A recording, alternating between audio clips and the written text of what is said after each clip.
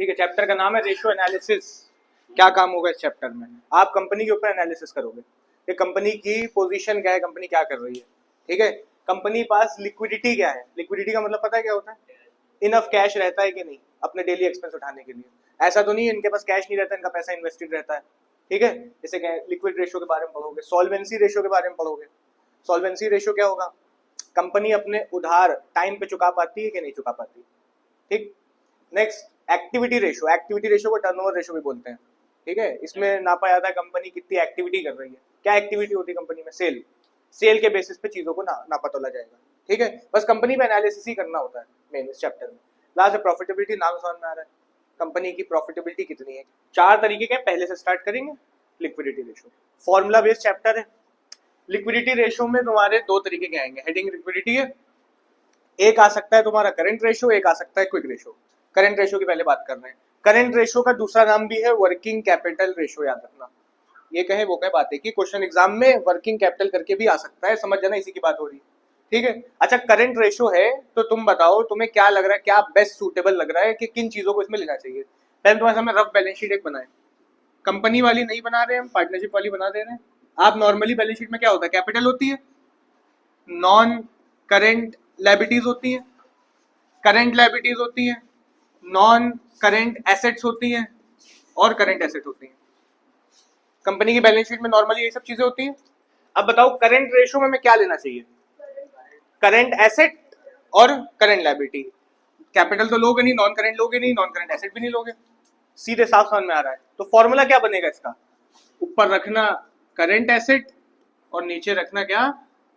Current liability. काम खत्म हो जाएगा करंट रेशियो निकालने के लिए, वर्किंग कैपिटल निकालने के लिए। ठीक, कोई दिक्कत इसमें? याद करना पड़ेगा, सिंपल है एकदम। नाम सुनते ही आपके दिमाग में फॉर्मूला आना चाहिए। ठीक है, इधर आ जाए। दूसरा नेक्स्ट क्या है? Quick ratio. अच्छा क्विक रेशियो क्या होगा? पहले बताओ करंट एसेट क्या होती है हमारी। करंट एसेट जो छोटे समय की एसेट्स होती हैं, जो 12 महीने या फिर ऑपरेटिंग साइकिल के अंदर आती हैं, करंट एसेट्स उन्हें बोलते हैं। ठीक है, तो करंट रेशियो तो हो गया। क्विक रेशियो फिर क्या होगा? करंट से भी ज्यादा क्विक कह सकते हो। इसका दूसरा नाम लिक्विड रेशियो भी दूसरा नाम है इसका, है ना। अच्छा फॉर्मूला बनाते हैं। क्या फॉर्मूला बनेगा? जैसे ही क्विक रेशियो है, मेरे दिमाग में तो ये आ रहा है, अभी इसको मॉडिफाई कर देंगे, अभी गलत लिख रहे हैं हम। हमारे दिमाग में आ रहा है क्विक एसेट, है ना, अपॉन क्या होनी चाहिए? Quick liabilities. पहले बात कर लेते क्विक एसेट क्या होती है, अभी क्विक लायबिलिटी देख लेंगे, क्विक लायबिलिटीज। ठीक है, अगर हम कहें तुम्हारी ये बकेट है और इसके अंदर इतना लेवल तक करंट एसेट्स है तुम्हारी। ठीक है, यहां तक के पूरी करंट एसेट पॉइंट आउट हो रही है। क्विक एसेट ऐसी होंगी जो करंट के भी अंदर आ रही होंगी। ठीक है, मतलब करंट को भी थोड़ा सा और छाटना है तुम्हें। ठीक है, करंट साल के अंदर होती है। क्विक एसेट का इतना सा नेचर होता है कि इनका नेक्स्ट स्टेप कैश होगा। इनका नेक्स्ट स्टेप कैश होगा। करंट एसेट में भी थोड़ा सा छाट पीट कर देना। अच्छा कुछ करंट एसेट तुम्हारे सामने हम लिखते हैं, फिर बताते हैं। एग्जाम्पल दे पाओ करंट एसेट के। एक होता है आपका ट्रेड रिसीवेबल, है ना, कैश बैंक बैलेंस, इन्वेंट्रीज होती हैं आपकी, प्रीपेड एक्सपेंसेस होते हैं आपके। अब अगर हम कहें हर एसेट को देखो किसका नेक्स्ट स्टेप कैश है। ठीक है, ट्रेड रिसीवेबल आपका अगला स्टेप क्या बनेगा? ये ट्रेड रिसीवेबल मतलब पैसे लेने हैं। आप जाओगे ट्रेड रिसीवेबल दिखाओगे और पैसे ले लोगे, बिल रखे हैं ट्रेड रिसीवेबल मतलब। तो इसका नेक्स्ट स्टेप कैश है, तो ये क्विक एसेट में आएगी, आ जाएगी। जिसका नेक्स्ट स्टेप कैश हो आ जाएगी। चलो ये तो आ गई। ठीक है, कैश एंड बैंक बैलेंस, अरे तो ऑब्वियसली कैश है, तो क्विक एसेट में इंक्लूड करोगे, इसको भी कर लोगे। इन्वेंट्री, इन्वेंट्री का मतलब होता है स्टॉक। ठीक है, स्टॉक का नेक्स्ट स्टेप कैश होता है? नहीं होता है। क्यों नहीं होता है? क्योंकि अभी पता नहीं है बिकेगा नहीं बिकेगा, और हो सकता है बिक भी जाए तो उधार बिके। आ रहा है समझ में? तो क्विक इन्वेंट्री हमारी करंट एसेट तो है, लेकिन क्विक एसेट के क्राइटेरिया से क्या हो गई? फेल हो गई। ठीक है, ऐसे ही नेक्स्ट देखते हैं प्रीपेड एक्सपेंसेस। प्रीपेड एक्सपेंसेस क्या इसका नेक्स्ट स्टेप कैश होगा? प्रीपेड मतलब आपने एडवांस पे कर दिया है, तो अब ये पैसा वापस मिलेगा कि आपको सर्विस मिल जाएगी? सर्विस मिल जाएगी, पैसा तो वापस नहीं मिलना। तो क्या ये क्विक एसेट में आएगा? नहीं आएगा। तो बात बस इतनी सी है कि आपकी अगर ये लेवल पूरा करंट एसेट है तो इसके अंदर से तुम 2 चीजें हटा देना। क्या? एक इन्वेंट्री, है ना, और एक प्रीपेड। क्या बन जाएंगी? क्विक एसेट्स बन जाएंगी। आया समझ में कुछ? क्विक लायबिलिटीज जो हमने लिख दिया, ये पहले तो हमने गलत लिख दिया है। ठीक है, आपके सिलेबस में क्विक लायबिलिटी ऐसी कोई चीज नहीं बताई इन्होंने। कह रहे हैं जो करंट लायबिलिटी है वही क्या है, क्विक लायबिलिटी। करंट लायबिलिटी को और छाटा नहीं गया है, तो इसीलिए जब भी क्विक रेशो आए ऊपर तो क्विक एसेट रखोगे, नीचे क्या रखोगे, करंट लायबिलिटीज, क्योंकि जो करंट है मान लेना वही क्विक है। एग्जाम्पल याद करने तरीका, ये दो फॉर्मूले हो गए तुम्हारे। एसिड टेस्ट रेशो नाम से भी आ सकता है, ये ध्यान रखना। लिक्विड रेशो नाम से भी आ सकता है, ये लिखो quick asset upon current liability. Quick asset का फॉर्मूला आ गया हो current asset minus inventory minus prepaid expense, बस खत्म। ठीक है, क्वेश्चन देखो क्या दिया इन्होंने, from the following compute current ratio and give your comment on it. Comment की बात बाद में करेंगे, अभी सिर्फ रेशो निकालना सीखेंगे। ठीक है, करंट रेशो निकालना, फॉर्मूला तो आपको आता है, पहला स्टेप आप फॉर्मूला ही लिखोगे, फॉर्मूले के भी नंबर मिल जाएंगे तुमको। Current ratio equals to current asset upon current liability, full form में लिखना, याद रखना। ठीक है, अच्छा पहला देखो, नॉन करंट इन्वेस्टमेंट दी है, इंक्लूड करें इसको कि ना करें, करंट एसेट में इंक्लूड नहीं होती, नहीं करोगे। करंट इन्वेस्टमेंट इंक्लूड करें, कर लोगे, करंट इन्वेस्टमेंट। नेक्स्ट, इसी वे में क्वेश्चन सॉल्व करोगे। इन्वेंट्रीज, करंट एसेट में इन्वेंट्री इंक्लूड करोगे, इन्वेंट्री तो करोगे, क्विक में नहीं करते हो, स्टॉक करोगे। ठीक है, अच्छा लिखा है इंक्लूडिंग लूज टूल्स ऑफ 50,000 रुपए। लूज टूल्स जो आपके होते हैं, ये टाइप ऑफ क्या होते हैं, पिलास पेचकस टाइप होते हैं। इनको हम लोग करंट एसेट की क्राइटेरिया में बैलेंस शीट में तो रखते हैं, पर अपने इधर रेशो निकालते समय हटा देते हैं। ठीक है, क्यों हटा देते हैं, क्योंकि पिलास पेचकस बहुत लंबे समय तक रखे रहते हैं आपके पास, है ना, तो इसीलिए करंट एसेट की क्राइटेरिया में इन्वेंट्री तो लोगे, पर उसमें से लूज टूल्स क्या करोगे, हटा दोगे। ठीक है, तो फिर इन्वेंट्री आपकी कितने की, 2,80,000 की है, और 50,000 के लूज टूल्स हैं, तो 2,30,000 से लेना। ठीक है, प्लस करेंगे यहाँ पे, करंट एसेट अभी निकाल रहे हैं, प्लस करोगे इन्वेंट्री और लिख देना एक्सक्लूडिंग लूज टूल्स। नेक्स्ट, और क्या प्लस करा जाए, इन्वेंट्री के बाद आप इसमें ट्रेड रिसीवेबल्स प्रिंट प्लस करोगे, ट्रेड रिसीवेबल सारे के सारे करंट एसेट होती है, पूरा ट्रेड रिसीवेबल प्रिंट प्लस कर देगा। इसके बाद long term borrowings current asset में नहीं है, short term borrowings current asset में नहीं है, short term provision, cash and bank balance. ठीक है, फॉर्मूला बनाया, अब फिगर्स रख देना, कितनी करंट इन्वेस्टमेंट कितने की थी, 40,000 रुपए की। इसके बाद आपकी इन्वेंट्रीज कितने की थी, 2,30,000 रुपए की। इसके बाद आपकी ट्रेड रिसीवेबल कितने के हैं, 1,60,000, और दोनों मिला दे 1,80,000 लिख दे।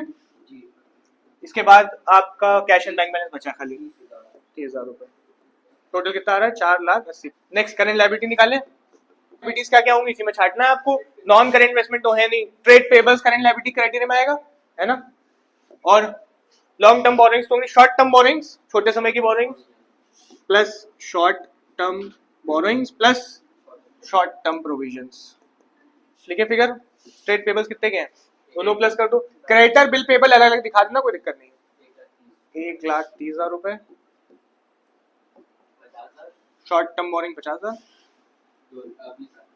20,000 की शॉर्ट टर्म प्रोविजन, टोटल कितना आ रहा है ये, 1,80,000, 2 लाख रुपए। अब फॉर्मूला पुट ऑन कर दो, फिगर्स पुट ऑन कर दो, यहाँ पे लगा दे फॉर्मूला, या यहाँ लगाना वहां लगा देना। कितना आएगा, 4,80,000 डिवाइड बाय, रेशो जब भी होते हैं ना कुछ अपॉन में ही होता है, याद रखना। ठीक है, डिवाइड बाय 2 लाख, 0 ये कट गया, 3 0 कट गया, 0 0 कट गया, 2.4। और याद रखना इसका जब आंसर दोगे ऐसे दोगे, 2.4:1। ठीक, अभी आंसर आता 1.4, तब भी क्या लिखते, 1.4:1 करके आंसर दोगे करंट रेशियोज का। ठीक, तो क्या लिखा हुआ है, following particulars are given to you, कुछ पर्टिकुलर्स दिए हुए इन्होंने आपको। ठीक, क्या कहा है क्वेश्चन ने, कैलकुलेट लिक्विडिटी रेशियोज, इन्होंने कहा लिक्विडिटी रेशियोज निकालो, मतलब क्या है, दोनों निकालने हैं आपको, करंट रेशियो भी और क्विक रेशियो भी, दो रेशियो पढ़े ना, लिक्विडिटी रेशियोज के अंदर ही तो आते हैं वो।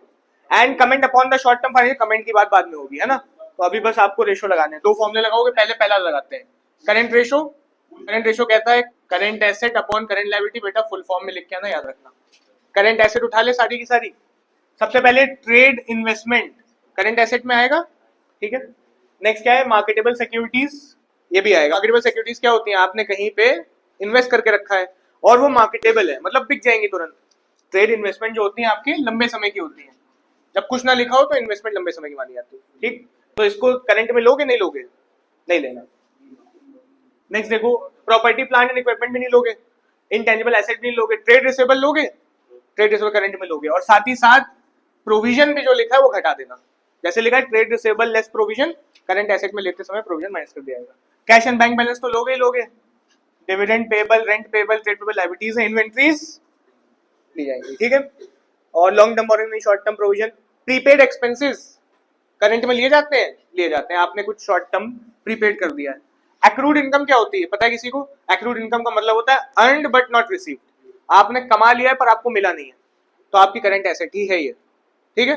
एक्रूड मतलब अर्नड बट नॉट रिसीव, हमने एक महीने किसी का काम करा, उसने भी सैलरी नहीं दी, तो ये मेरी अर्नड बट नॉट रिसीव्ड है, 4-5 दिन बाद देते हो सकता है, तो इसीलिए इसको भी करंट एसेट में इंक्लूड करते हैं। तो जितनी जो भी टिक लगाया इनको प्लस कर लिए, 7,20,000। नेक्स्ट करंट लायबिलिटीज निकाली जाए, करंट लायबिलिटीज निकाले, इंटेंजिबल से स्टार्ट नहीं होंगी। ये ट्रेड पेबल्स पहली करंट लायबिलिटी मिल गई, ठीक। इसके बाद रेंट पेबल, ये भी तो करंट ही होगी, रेंट आपको किराया चुकाना है, करंट में ही आएगा, करंट लायबिलिटीज में आएगा। डिविडेंड पेबल, डिविडेंड भी करंट लायबिलिटीज में ही इंक्लूड होगा। डिविडेंड पेबल का मतलब क्या है कि आपको अपने शेयर इशू जो करे हैं उसका डिविडेंड पे करना है, तो करंट के अंदर ही आता है, आपने बैलेंस शीट में बनाया भी था। लॉन्ग टर्म बोरोइंग्स ले क्या? नहीं लेंगे। शॉर्ट टर्म बोरोइंग्स लोगे, करंट लायबिलिटी है। शॉर्ट टर्म प्रोविजन, ठीक है, करंट लायबिलिटी है। बाकी खत्म, प्लस कर दिए, इनको भी करंट लायबिलिटीज बन जाएंगे। 2,40,000 रुपए टोटल आ गया, रेशो बन गया, डिवाइड कर दो कैलकुलेटर पे, रेशो बन जाएगा 3 आ रहा है सीधे सीधे, 3 फिर 1:1। इसमें सेकंड फॉर्मूला भी बोला गया था ना, लिक्विड रेशो बोले, करंट हो गया, क्या निकालेंगे नेक्स्ट? Liquid ratio. 3 नाम होते हैं, acid test ratio, liquid ratio और क्विक रेशो, है ना, तो कोई भी नाम लिख दो। लिक्विड रेशो लिखें, क्या होगा ऊपर? Quick asset upon current liability. अच्छा, क्विक एसेट निकालना बहुत आसान है। क्यों बहुत आसान है? आपके पास करंट एसेट मौजूद है ना, तो क्विक एसेट का फॉर्मूला क्या है? करंट एसेट माइनस जो भी प्रीपेड है वो हटा दो, और एक चीज और हटा दो, क्या? इन्वेंट्रीज, जिनका नेक्स्ट स्टेप कैश नहीं है, बस खत्म हो गया। तो करंट एसेट आपके सामने 7,20,000 रुपए की, प्रीपेड कितने के हैं? प्रीपेड यहाँ पर लेते, प्रीपेड एक्सपेंसेस 10,000 रुपए के हैं। उसके बाद आपके पास इन्वेंट्रीज कितने की है? 3,90,000 रुपए की, माइनस कर दिए, क्विक एसेट आ गई। कितना आ रहा है क्विक एसेट? 3,20,000 रुपए क्विक एसेट हो गई। करंट लायबिलिटीज कितने की आ रही है? 2,40,000 रुपए की, डिवाइड कर दिया, आंसर आ जाएगा। आंसर आ रहा है 1.33, और कैसे दोगे? 1:1, कंप्लीट हो गया। अच्छा नेक्स्ट देखो, ये बहुत इंपॉर्टेंट होता है। अच्छा देखो क्या कह रहे हैं, करंट रेशियो एक्स लिमिटेड का 2.5:1 है। State with reason which of the following transaction would increase, decrease और नॉट चेंज द रेशियो। कह रहे हैं आपका करंट रेशियो इतना है, कह रहे हैं नीचे से जो आपको ट्रांजैक्शन दिए हैं इसको पढ़ के बताओ, आपका करंट रेशियो ऊपर जाएगा, नीचे जाएगा, या कोई बदलाव नहीं आएगा। क्वेश्चन समझ में आ रहा है आपको? ठीक है, देखो पहले कह रहे हैं included in trade payable was a bill payable which was met on maturity. कह रहे हैं ट्रेड पेबल्स एक करंट लायबिलिटी आपकी, उसके अंदर बिल्स पेबल थे जो कि मेट कर दिए गए, मतलब उनका पेमेंट कर दिया गया, तो करंट एसेट पे भी इंपैक्ट आया होगा और करंट लायबिलिटी पे इंपैक्ट आया होगा, जाहिर सी बात है। कितना इंपैक्ट आया होगा अभी ये तो बताया नहीं कुछ, तो आप क्या करना, एक रफ आइडिया लेके सॉल्व करना। पहले आप अपना ये जो है ना 2.5:1, इसका एक रफ फिगर बना लो अपने मन से, क्योंकि बताई तो है नहीं कुछ, तो अगर ऐसे बना लें कि करंट एसेट हमारी 2500 की है और करंट लायबिलिटी हमारी 1,000 की है, रफ फिगर हमने बनाई। जाहिर सी बात है 2.5:1, इसका मतलब 2500 अपॉन 1,000, 25,000 अपॉन 10,000 बना लो, ठीक। और दूसरी चीज, आपने बिल्स पेबल पे करे होंगे, तो आपकी करंट लायबिलिटी भी डाउन हुई है और करंट एसेट भी डाउन होगी, सेम अमाउंट से डाउन होगी।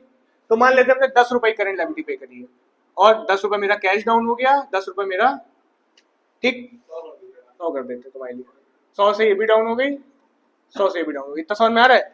अब डाउन करो तो कितनी बची? 2400, यहाँ कितनी बची? 900, डिवाइड करो जरा, 2.66 समथिंग जा रहा है, इंप्रूव कर गया, पहले 2.5 था, कितना हो गया? क्या लिख के आओगे? इंक्रीज कर गया। रीजन क्या लिखोगे? लिख देना both current asset and current liability decrease by the same amount. Trade receivable include debtor of 40,000 which were received.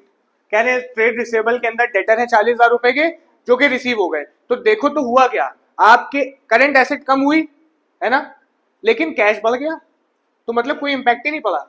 Debtor down हुए, डेटर करंट एसेट में इंक्लूडेड है, और कैश 40,000 से बढ़ गया, तो कोई इंपैक्ट पड़ा?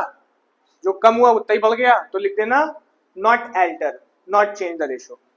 रीजन क्या लिख के आओगे? क्योंकि डेटर घटे और उसी अमाउंट से बढ़ भी गए, ठीक है। नेक्स्ट देखते हैं थर्ड वाला। थर्ड, कंपनी परचेज फर्नीचर 45,000 रुपए, फर्नीचर खरीदा है। Vendor was paid by the issue of equity share of 10 rupees. आपने फर्नीचर खरीदा, करंट एसेट है कि नॉन करंट एसेट है? तो क्या आपके करंट एसेट पे इम्पैक्ट है? कोई इम्पैक्ट नहीं है। आपने उसको शेयर दे दिया, शेयर दे दिए तो फिर से करंट लायबिलिटी पे इम्पैक्ट है? नहीं है। किस पे है? नॉन करंट लायबिलिटी पे। तो कोई इम्पैक्ट पड़ेगा? नहीं पड़ेगा। क्या लिख के आओगे इसमें भी? No change. यहाँ पे भी नो चेंज।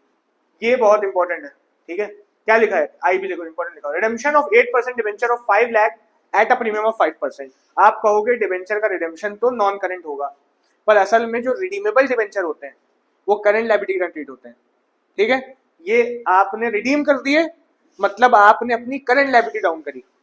नॉर्मली डिबेंचर क्या होते हैं? नॉन करंट डिबेंचर क्या होते हैं, लेकिन रिडीमेबल वाले क्या होते हैं? करंट। ये याद रखना। तो ये जो डिबेंचर पे ऑफ हुए मतलब करंट लायबिलिटी पे ऑफ हुई है, ठीक। तो करंट लायबिलिटी पे ऑफ हुई, कैश भी माइनस हुआ, ठीक है। तो आप इसी तरीके से निकाल लेना, इंप्रूव करेगा, है ना। इंक्रीज, फोर्थ का आंसर क्या लिखोगे? इंक्रीज। क्यों इंक्रीज हुआ? क्योंकि करंट लायबिलिटी भी कम, आपका कैश भी कम, मतलब करंट एसेट भी कम। सेम अमाउंट से कम होगा, डिफरेंट अमाउंट होता तो भी चेक कर लेते। Next, purchase of goods for 20,000 against cheque. क्या हुआ यहाँ पे? आपका स्टॉक बढ़ा, बैंक बैलेंस माइनस हो गया। परचेज गुड्स, इन्वेंट्री बढ़ी, बैंक बैलेंस, कोई इंपैक्ट आया? कोई इंपैक्ट नहीं आया, है ना। तो ये भी नो चेंज, फिफ्थ वाला। आ रहा है समझ में? Six, purchase of loose tools for 10,000 against cheque. Loose tools तो आप करंट एसेट में लेते नहीं हो, लेते हो? नहीं लेते हो। नॉन करंट में लोगे, याद रखना। तो सॉरी, नॉन टोटल एसेट जब लेनी पड़ेगी तब लोगे। टोटल एसेट अभी आगे आएगा, तो लूज टूल हटाना नहीं होते, सिर्फ करंट एसेट से हटाए जाते हैं, ठीक है। खैर, आपने लूज टूल्स खरीदे 10,000 के चेक, तो इधर नोटिस करो तो सिर्फ किस पे इंपैक्ट आया? करंट एसेट माइनस हुई है, प्लस हुई नहीं। क्यों नहीं प्लस हुई? क्योंकि लूज टूल करंट एसेट में लेते ही नहीं हो। कैश एंड बैंक माइनस हो गया होगा, आपने चेक से पेमेंट कराया ना, 10,000 रुपए बैंक बैलेंस क्या हो गया होगा? कट गया होगा। तो सिर्फ एक चीज घटी इस बार, तो यही फिगर लेके सॉल्व करें। मान लेते हैं 100 रुपए का खरीदे लूज टूल्स, तो करंट एसेट कितने की हो गई होगी? 2400, और करंट लायबिलिटी पे कुछ इंपैक्ट, ठीक है। तो 2.4 क्या हो गया? डिक्रीज हो गया, ठीक है। Bill receivable 2000 endorse to a creditor is dishonoured. क्या मतलब होता है इसका? आपके पास बिल रिसेबल रखा था, आपने किसी क्रेडिटर को दे दिया, ठीक है। किसी क्रेडिटर को आपने जब दिया तो वो डिसऑनर्ड हो गया। जब भी बिल डिसऑनर्ड होता है तो दो साइड इफेक्ट पड़ेगा। एक तो आपका डेटर बढ़ जाएगा, बिल खत्म हुआ, बिल डिसऑनर्ड हुआ, आप कहोगे चलो बाद में इसी से वसूलेंगे। बिल डिसऑनर्ड हुआ, डेटर, और साथ ही साथ क्रेडिटर भी बढ़ गया। क्यों? क्योंकि डिसऑनर्ड हुआ, हमने क्रेडिटर को दिया था, हमने एक क्रेडिटर को पेमेंट कर दिया था, जो कि डिसऑनर्ड हो गया, वापस पैसे मांगने लगेगा, ठीक है। समझ में आया? तो डेटर भी बढ़े, है ना, और तो दोनों साइड सेम इफेक्ट से इसमें डिक्रीज आपकी क्या आया है? इंक्रीज आया है। तो अगर हम इसी को सॉल्व कर दें, मान लो 100 रुपए का था, तो 2500 से कितने हो गए होंगे? और वो 1000 से 1100 करके देखो, 2600 डिवाइड बाई 1100 कितना आ रहा है? 2 पॉइंट। तो इसका मतलब क्या कर गया? डिक्रीज। समझ में आ रहा है?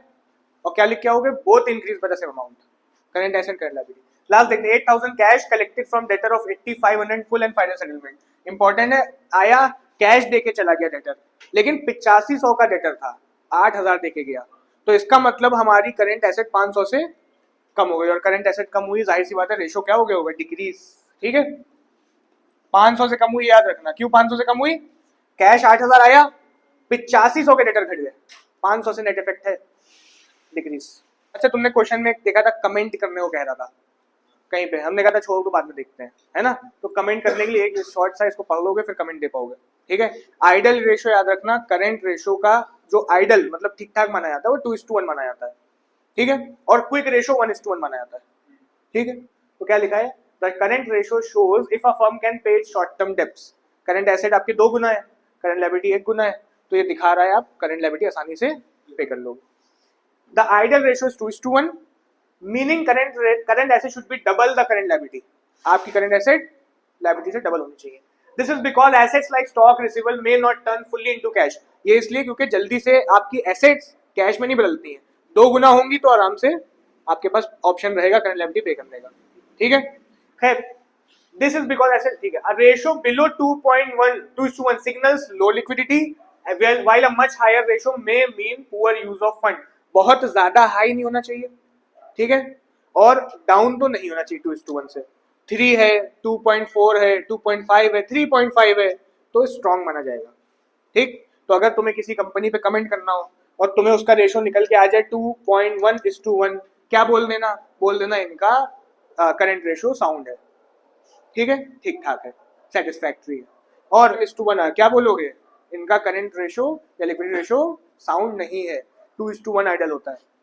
ऐसे ही इसके साथ भी है, क्विक रेशो 1:1 होना चाहिए, अगर 1:1 है सेटिस्फैक्ट्री है, ऊपर है थोड़ा बहुत ठीक है, अच्छा है, डाउन है तो समझ लो ये सेकंड पार्ट स्टार्ट हो गया चैप्टर का। 4 पार्ट में चैप्टर है पूरा। सॉल्वेंसी रेशोज आपके स्टार्ट हो रहे हैं। आपको हमने एक बात बताई चैप्टर जब शुरू हुआ था कि आपके सामने फॉर्मूला है, क्वेश्चन है, तो आपको फॉर्मूला तुरंत जबान पे आना चाहिए, रटना नहीं है, नाम देख के समझ में आना चाहिए। दोनों में यही हुआ, लिक्विड रेशो में, करंट रेशो में, है ना। अब सॉल्वेंसी रेशो की बात करने आ रहे हैं, सेकंड पार्ट स्टार्ट है, ठीक है। सॉल्वेंसी रेशो में 4 तरीके के पढ़ना है तुम्हें, ठीक। इसमें से पहला क्या है, डेब्ट इक्विटी रेशो। अच्छा, नाम से समझ में आ रहा है डेब्ट इक्विटी, है ना, तो इसका रेशो फॉर्मूला क्या बनेगा, डेब्ट अपॉन इक्विटी, काम खत्म। डेब्ट क्या होते हैं, इक्विटी क्या होता है, बात कर लेंगे। डेब्ट अपॉन इक्विटी, अच्छा डेब्ट को हम लोग लॉन्ग टर्म लायबिलिटीज भी बोलते हैं, नॉन करेंट लायबिलिटी मतलब डेब्ट्स।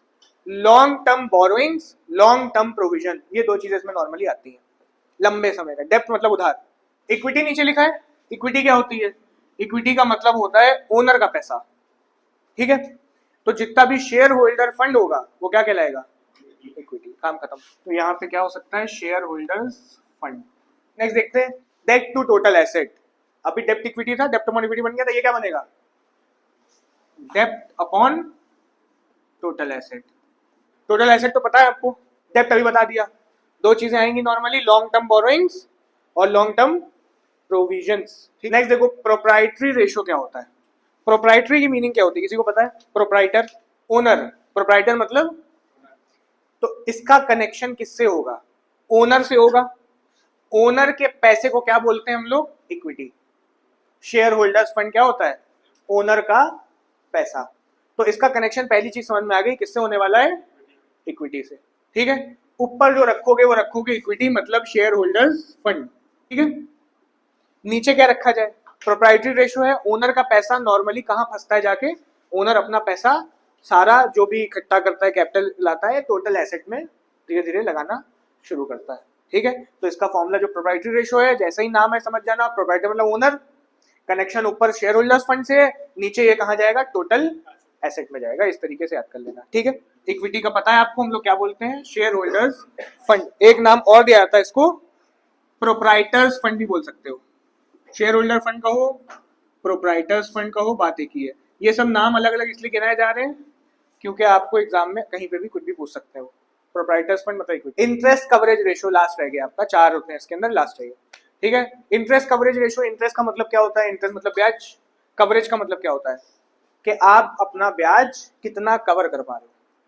काहे से ब्याज कवर करते हो, आपने एक लोन लिया, उस पर 10,000 ब्याज देना है, कहाँ से कवर करोगे, प्रॉफिट, है ना, जाहिर सी बात है। आप अपना इंटरेस्ट वगैरह कैसे कवर करते हो, प्रॉफिट से कवर करते हो, ठीक है।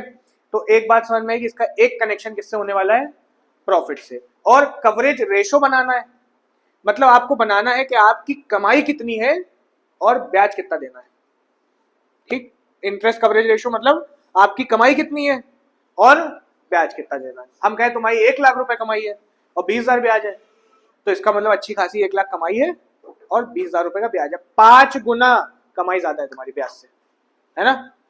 फॉर्मूला बन गया तुम्हारे सामने। आपने अभी बताया प्रॉफिट से कवर करते हैं, तो यहाँ रखोगे प्रॉफिट। अभी इसको हम छाटेंगे थोड़ा सा, पर अभी प्रॉफिट रख रहे हैं, ठीक है। इसमें भी थोड़ा मॉडिफिकेशन करते हैं। और अपॉन में क्या रखोगे, फिक्स्ड इंटरेस्ट चार्ज, ठीक है। जो इंटरेस्ट आपको चार्ज करना पड़ रहा है, जो इंटरेस्ट आपको पे करना पड़ रहा है, वो इंटरेस्ट काहे पे करते हो आप, लॉन्ग टर्म बोरोइंग्स, डिबेंचर वगैरह, लोन वगैरह, कहीं पे भी तुम्हें अपनी बैलेंस शीट में लोन नजर आए, डिबेंचर नजर आए, तो उसका जो परसेंटेज दिया होगा वो उसका क्या होगा, ब्याज। नीचे ब्याज रख देना टोटल करके। सिर्फ डिबेंचर है तो सिर्फ उसका ब्याज, डिबेंचर भी है लोन भी है तो दोनों का प्लस करके ब्याज। अच्छा, हमने कहा ऊपर अभी थोड़ी मॉडिफिकेशन करेंगे। अच्छा, प्रॉफिट तुम्हारे 3-4 तरीके के होते हैं। एक तुम्हारा प्रॉफिट होता है, उसको हम लोग कहते हैं प्रॉफिट बिफोर इंटरेस्ट। एक हो सकता है प्रॉफिट आफ्टर इंटरेस्ट टैक्स, ठीक है, एक हो सकता है profit after interest tax dividend, बहुत सी चीजें होती हैं। ऊपर कौन सा रखा जाए? हाँ, सबसे पहले आपके जब भी कमाई होती है तो आप उससे इंटरेस्ट पे करते हो, ठीक है, सबसे पहले क्या पे करते हो, उसके बाद आप उस पे टैक्स भरते हो, उसी प्रॉफिट से इंटरेस्ट भरोगे, फिर क्या भरोगे, उसके बाद आप डिविडेंड पे ऑफ करते हो।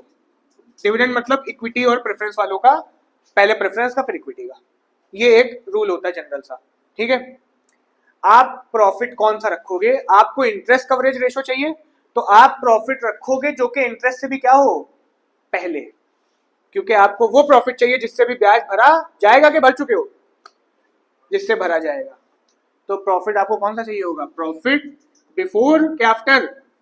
Before interest tax and dividend. अच्छा, क्यों टैक्स और डिविडेंड को क्यों इंक्लूड करा? क्योंकि भैया जब पहले ब्याज ही नहीं भरोगे तो आगे कहां चले जाओगे, इसीलिए profit before interest tax and dividend. इनके बारे में बैलेंस शीट से नॉलेज ले लेते हैं, डेब्ट्स के बारे में, टोटल डेब्ट्स के बारे में वगैरह वगैरह, इक्विटी के बारे में। हमने आपके सामने टोटल लायबिलिटीज का पूरा एक इंट्रो दे रखा है, ठीक है। क्या लिखा है? Equity share capital liability side ही होता है, reserve and surplus liability side होता है। आपने एक चीज नोटिस करी थी, अब बैलेंस शीट चैप्टर करा था, रिजर्व एंड सरप्लस से आपके प्रीलिमिनरी एक्सपेंसेस माइनस हो रहे थे। कोई भी आपका प्रॉफिट होता है ना, तो आपके फिक्टिशियस एसेट उनसे माइनस कर दिए जाते हैं। फिक्टिशियस एसेट मतलब कोई तरीके का लॉस, ठीक है, कोई भी तरीके का खर्चा रिजर्व एंड सरप्लस से क्या हो जाता है, equity share capital, reserve and surplus minus fictitious asset, ठीक है, ये मिला के एक ही बात है। प्रेफरेंस शेयर मिला दोगे, लंबे समय का लोन मिला दोगे और करंट लायबिलिटी मिला दोगे, टोटल क्या बनेगा? Total liabilities, share, reserve, preference share, non current liabilities मतलब लॉन्ग टर्म डेब्ट्स और करंट लायबिलिटी मिलाओगे, क्या बनेगा? Total liability. किसी को कंफ्यूजन इसमें? इसके बाद अगर हम कहें टोटल लायबिलिटी है तो यही क्या होगी? टोटल एसेट, जाहिर सी बात है। अच्छा, अब बात करते हैं पहले इक्विटी। इक्विटी जो हमने लिखा है ये कहां से कहां तक इंक्लूड करेगा अपने अंदर, ठीक है। अगर आप इसको यहां से, ठीक है, इक्विटी शेयर कैपिटल से ले करके पूरा प्रेफरेंस शेयर कैपिटल तक ले लो, आपका बन जाएगा इक्विटी या फिर शेयर होल्डर्स फंड। इक्विटी और share holders fund, share holders का फंड जाहिर सी बात है ना, शेयर कैपिटल होती है और रिजर्व सरप्लस होता है, इक्विटी शेयर कैपिटल भी होती है और प्रेफरेंस शेयर कैपिटल भी होती है, ठीक। इसके बाद नेक्स्ट बात करते हैं, अगर हम कहें तुम यहां से लेकर पूरा लॉन्ग टर्म डेब्ट तक ले लो, ठीक है, तो इसको बोला जाता है कैपिटल एम्प्लॉयड, ठीक है। तो मतलब अगर हम तुम्हें कैपिटल एम्प्लॉयड दे दें और लॉन्ग टर्म लायबिलिटीज दे दें, क्या शेयर होल्डर फंड निकलेगा? कैपिटल एम्प्लॉयड दे दें और लॉन्ग टर्म डेब्ट्स दे दें, लॉन्ग टर्म बोरिंग दे दें, क्या शेयर होल्डर फंड निकाल लोगे? निकाल लोगे। कैपिटल एम्प्लॉयड में लॉन्ग टर्म डेब्ट्स हटा दो, माइनस कर दो, क्या बन जाएगा? शेयर होल्डर्स फंड, जिसे कि इक्विटी बोलते हैं। अच्छा, अगर आप लॉन्ग टर्म डेब्ट्स और करेंट लायबिलिटी को मिलाओ तो इसको हम लोग क्या बोलते हैं? पिछली क्लास में बताया था, टोटल डेब्ट्स, याद रखना। लंबे समय के उधार, छोटे समय के उधार मिला दो, क्या बन जाएगा? टोटल डेब्ट्स, ठीक है।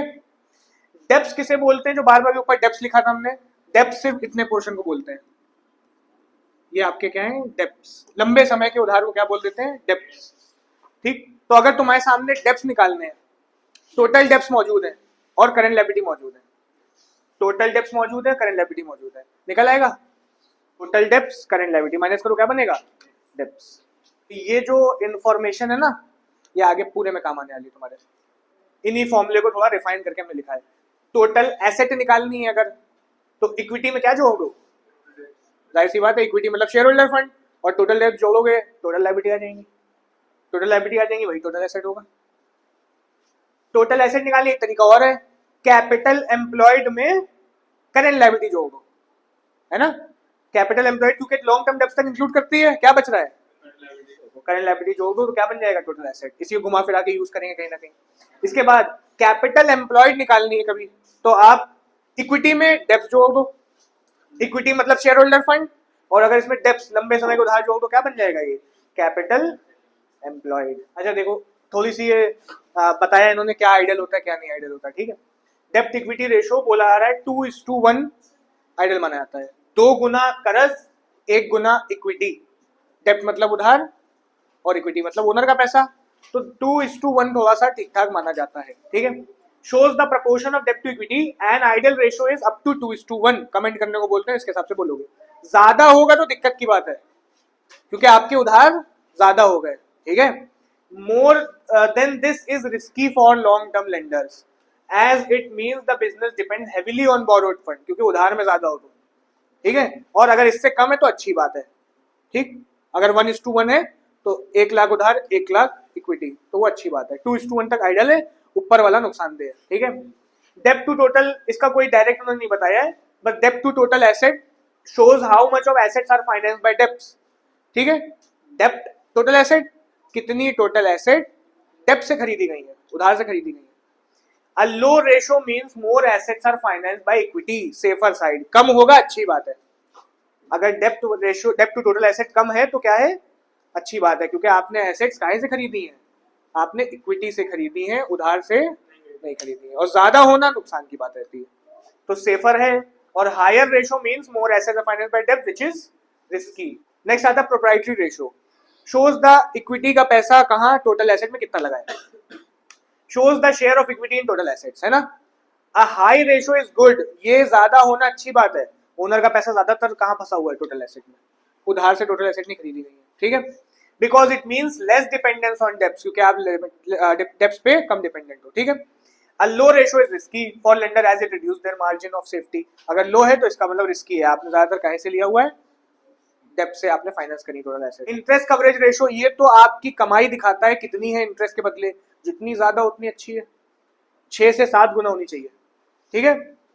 Shows how many times profit can cover interest, a higher ratio more safety, ज्यादा कमाई है इनके पास। For lenders a ratio of 6 to 7 time is considered healthy.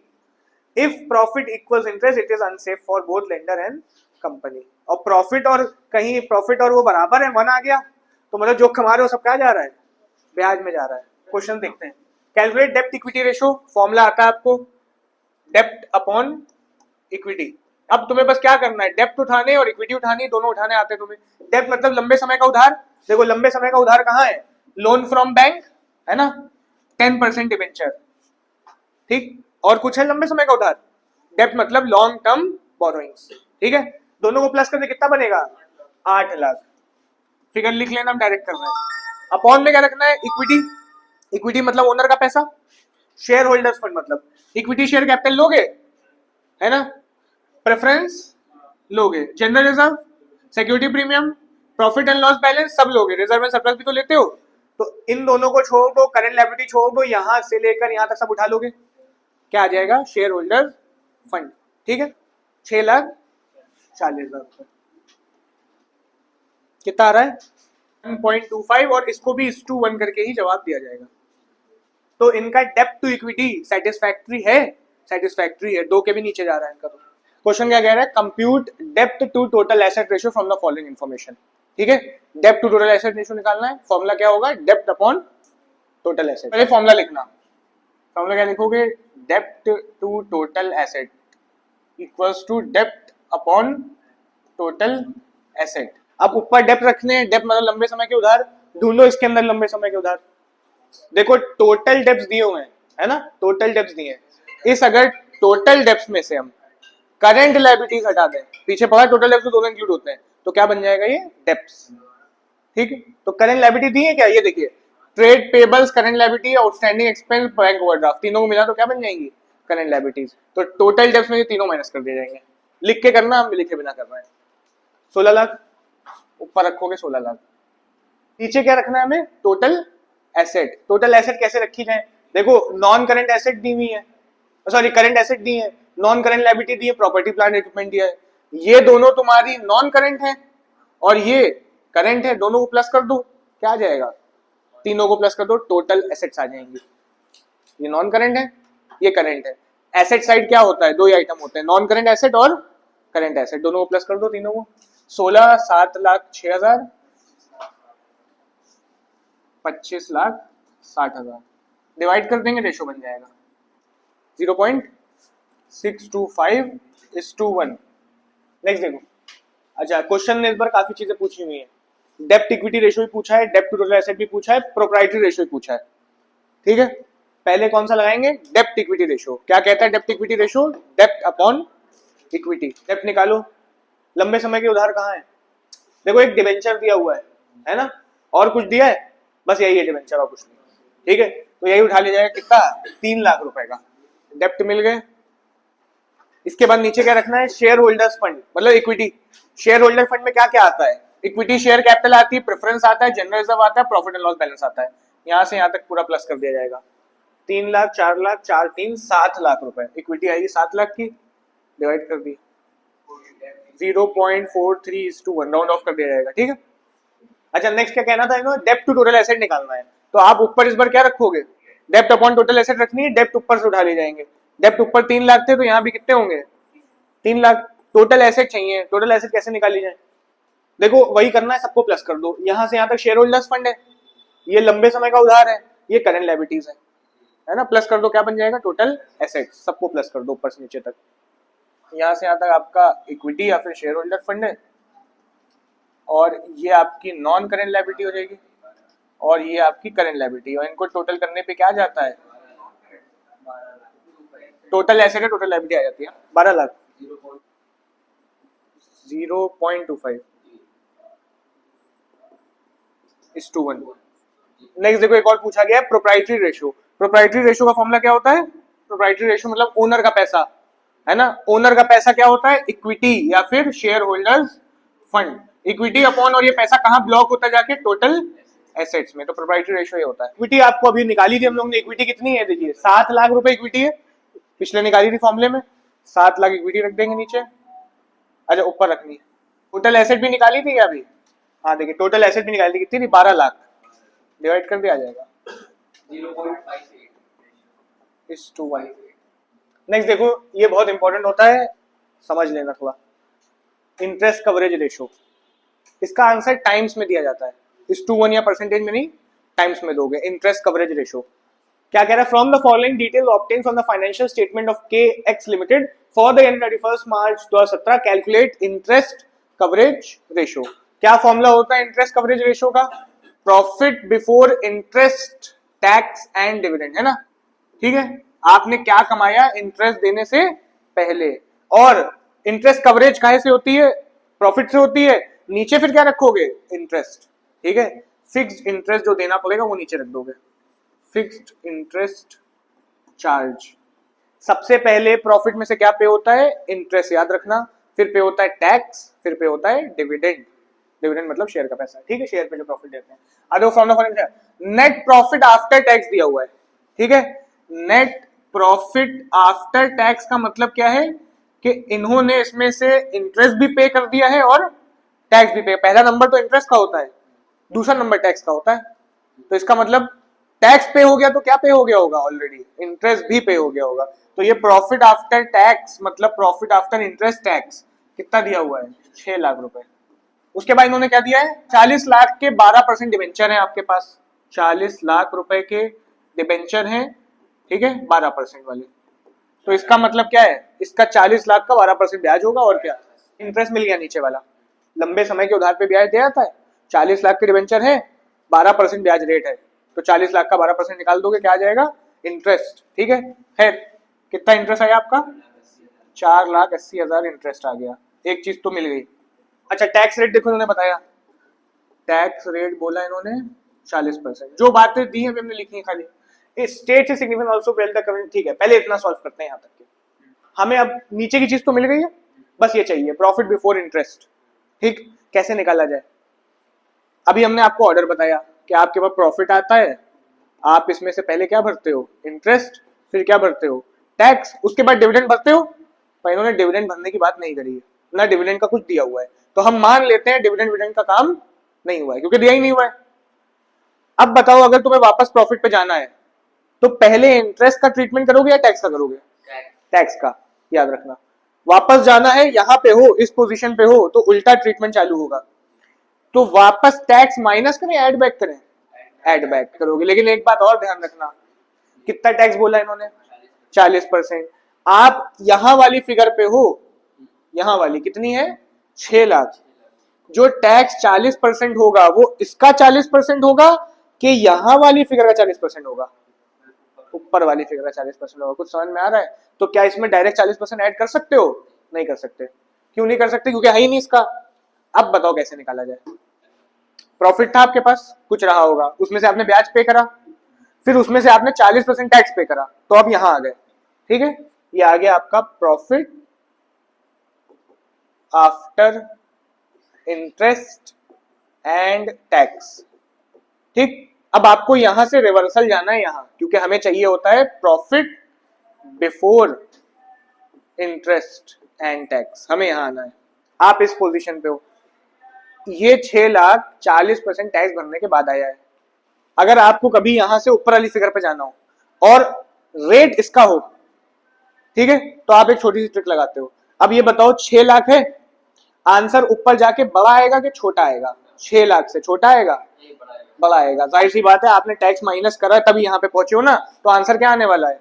बड़ा आने वाला है। और जब आंसर बड़ा आने वाला हो, पहले रखना फिगर 6 लाख रखा, इंटू करना 100 से, ठीक है, और नीचे रख देना 100 माइनस जितना टैक्स रेट दिया हो। कितना दिया है? 40। तो 100 से माइनस करके रख देना, मतलब 6 लाख इंटू 100 अपॉन 60 आ गया 10 लाख रुपए। ये 10 लाख क्या आया? ये यहां पे आए हो, ठीक है, एक स्टेप ऊपर चले हो।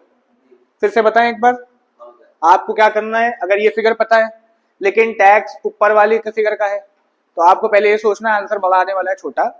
आपको पता है ना आंसर बड़ा आने वाला है, बड़ा आने वाला है, तो 6 लाख को इंटू 100 करा, अपॉन में 100 माइनस परसेंटेज। अगर आंसर छोटा आने वाला होता तो यहां प्लस कर देते, ठीक, 140 से डिवाइड करते, ठीक है। खैर 10 लाख आ गया। अच्छा 10 लाख क्या सही प्रॉफिट आ गया कि अभी यहां आए हो? अभी ऊपर आए हो। अब क्या करोगे? इंटरेस्ट ऐड बैक कर दो। जैसे टैक्स ऐड बैक करा वैसे ही इंटरेस्ट भी ऐड बैक कर दो। इंटरेस्ट ऐड बैक करिए। इंटरेस्ट तो साफ सब पता है, 4,80,000। कितना आया? 14,80,000। आ गए अपनी लोकेशन पे जहां चाहिए था। अब अगर 14,40,000 से इंटरेस्ट माइनस करोगे, टैक्स माइनस करोगे, वापस कहां जाओगे? 6 लाख पे। ऊपर चल गए, यही चाहिए था, यहां पहुंच गए। अब फॉर्मूला लगा दे, प्रॉफिट बिफोर इंटरेस्ट मिल गया 14,80,000 और फिक्स इंटरेस्ट मिल गया 4,80,000। सॉल्व कर दिए, कितना आ रहा है? 3.08। और इसको बोल दिया था टाइम्स में आंसर दिया जाता है, ठीक है। तो मतलब आपकी कमाई 3 गुना ज्यादा है आपके इंटरेस्ट से, लेकिन 6-7 गुना होनी चाहिए। तो अगर क्वेश्चन कहे कि कमेंट करो, तो आप बताओगे इट्स सिग्निफिकेंस में क्या बताओगे कि ये क्वाइट कम है, बैड माना जा रहा है। 6 से 7 आइडियल होता है। नेक्स्ट क्या लिखा है?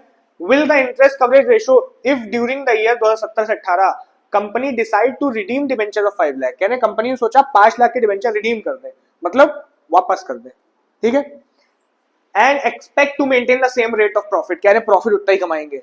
मतलब क्या बोला?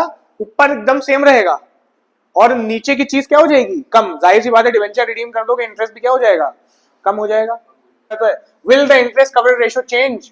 क्या इंटरेस्ट कवरेज रेशियो चेंज होगा? जाहिर सी बात है चेंज हो जाएगा। कैसे चेंज हो जाएगा? क्योंकि नीचे का ब्याज क्या हो जाएगा? कम, तो रेशियो अच्छा हो जाएगा, ठीक है। थर्ड पार्ट है तुम्हारा एक्टिविटी टर्नओवर या एफिशिएंसी रेशियो इनको बोलते हैं, ठीक है। बिजनेस में नॉर्मली एक्टिविटी क्या होती है? बिजनेस में नॉर्मली सेल होती है ना, उसी से कनेक्टेड है सारे रेशियो, उसी से कनेक्टेड है इसके वाले, सेल से। और सेल को कंपनी में रेवेन्यू फ्रॉम ऑपरेशन बुलाया जाता है, याद रखना। देखो inventory turnover ratio, turnover, activity, efficiency, sale से कनेक्शन, ये रट लेना एकदम। जैसे ही फॉर्मूला दिखे टर्नओवर का, ऊपर रख देना रेवेन्यू फ्रॉम ऑपरेशन। अभी जरा सा मॉडिफाई कर देंगे, मतलब सेल ना लिख के आना। अच्छा, इन्वेंट्री टर्नओवर रेशियो, ऊपर रखना रेवेन्यू फ्रॉम ऑपरेशन। इन्वेंट्री मतलब स्टॉक। आपको पता है जब बैलेंस शीट वगैरह देखोगे या स्टेटमेंट देखोगे तो आपको 2 इन्वेंट्री दिख जाती है कभी कभी, ओपनिंग और क्लोजिंग, ठीक। तो आपको नीचे जो रखनी होगी वो रखनी होगी एवरेज इन्वेंट्री, याद रखना। मतलब एवरेज मतलब opening plus closing divide by 2। अच्छा, ऊपर रेवेन्यू फ्रॉम ऑपरेशन जो हमने रखा, हमने इसको थोड़ा सा मॉडिफाई कर देंगे, बस थोड़ा सा मॉडिफाई कर देना क्वेश्चन के हिसाब से। इन्वेंट्री क्या होती है? स्टॉक, है ना। स्टॉक का मतलब क्या होता है? जो बिक गया या जो नहीं बिका, जो नहीं बिका, है ना। और ये जो रेवेन्यू फ्रॉम ऑपरेशन है, ये तो हमारी सेल वैल्यू है, ठीक। मान लेते तुमने एक सामान प्रोडक्शन करके रेडी करा, वो तुम्हारा सामान रेडी हुआ 1,000 रुपए का, ठीक है ना, 1000 का रेडी हुआ, क्या तुम 1000 का बेचोगे महंगा बेच दोगे? तो ये 1000 तो इसकी कॉस्ट है ना, तुमने इसमें कुछ प्रॉफिट मिला के मान लेते बेचा 1300 रुपए का, ये इसकी क्या है, सेल वैल्यू, सेलिंग प्राइस है ना।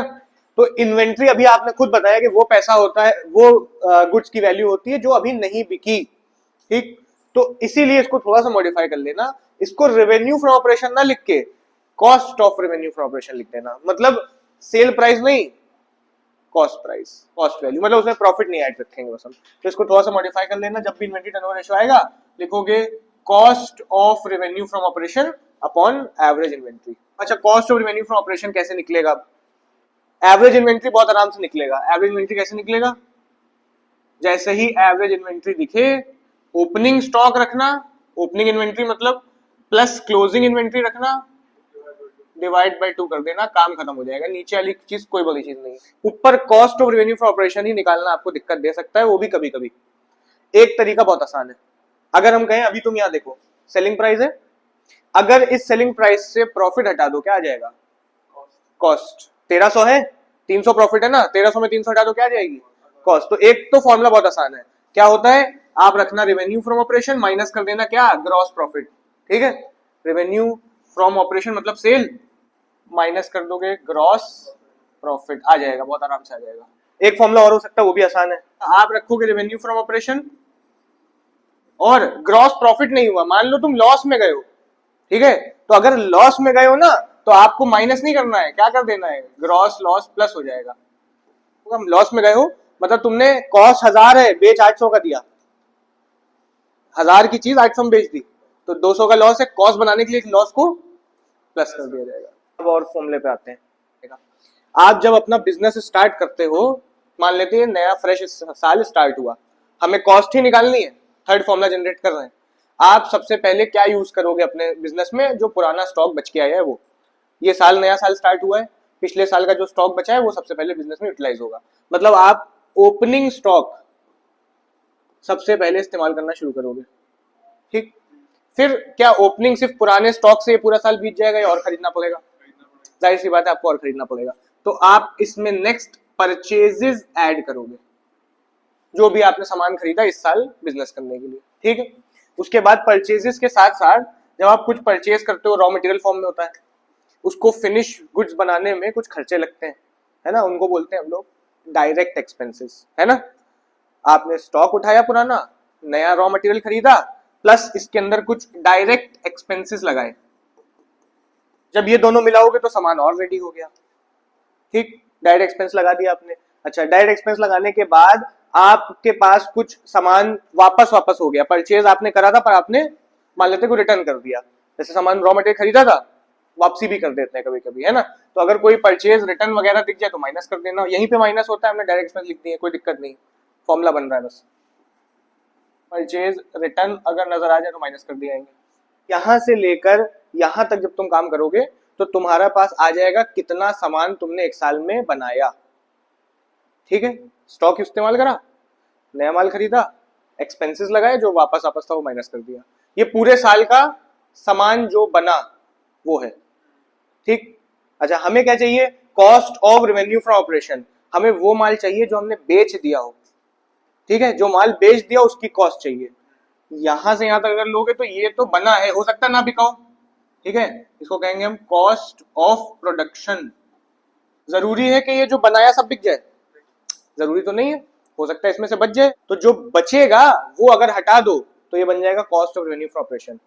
जो बचता है उसे क्या बोलते हैं? Closing stock, closing inventory. तो बस एक काम और रह गया है, इसमें से माइनस कर दोगे क्लोजिंग इन्वेंट्री या फिर क्लोजिंग स्टॉक। इन्वेंट्री लिख के आना, स्टॉक को स्टॉक नाम देना, अभी हम लिख दे रहे हैं। एक फॉर्मूला तुम्हारा ये यूटिलाइज होगा, ये देख लो एक बार। लूज टूल और स्पेयर पार्ट एक्सक्लूड रखोगे, लिखते समय इसको सही कर लेना।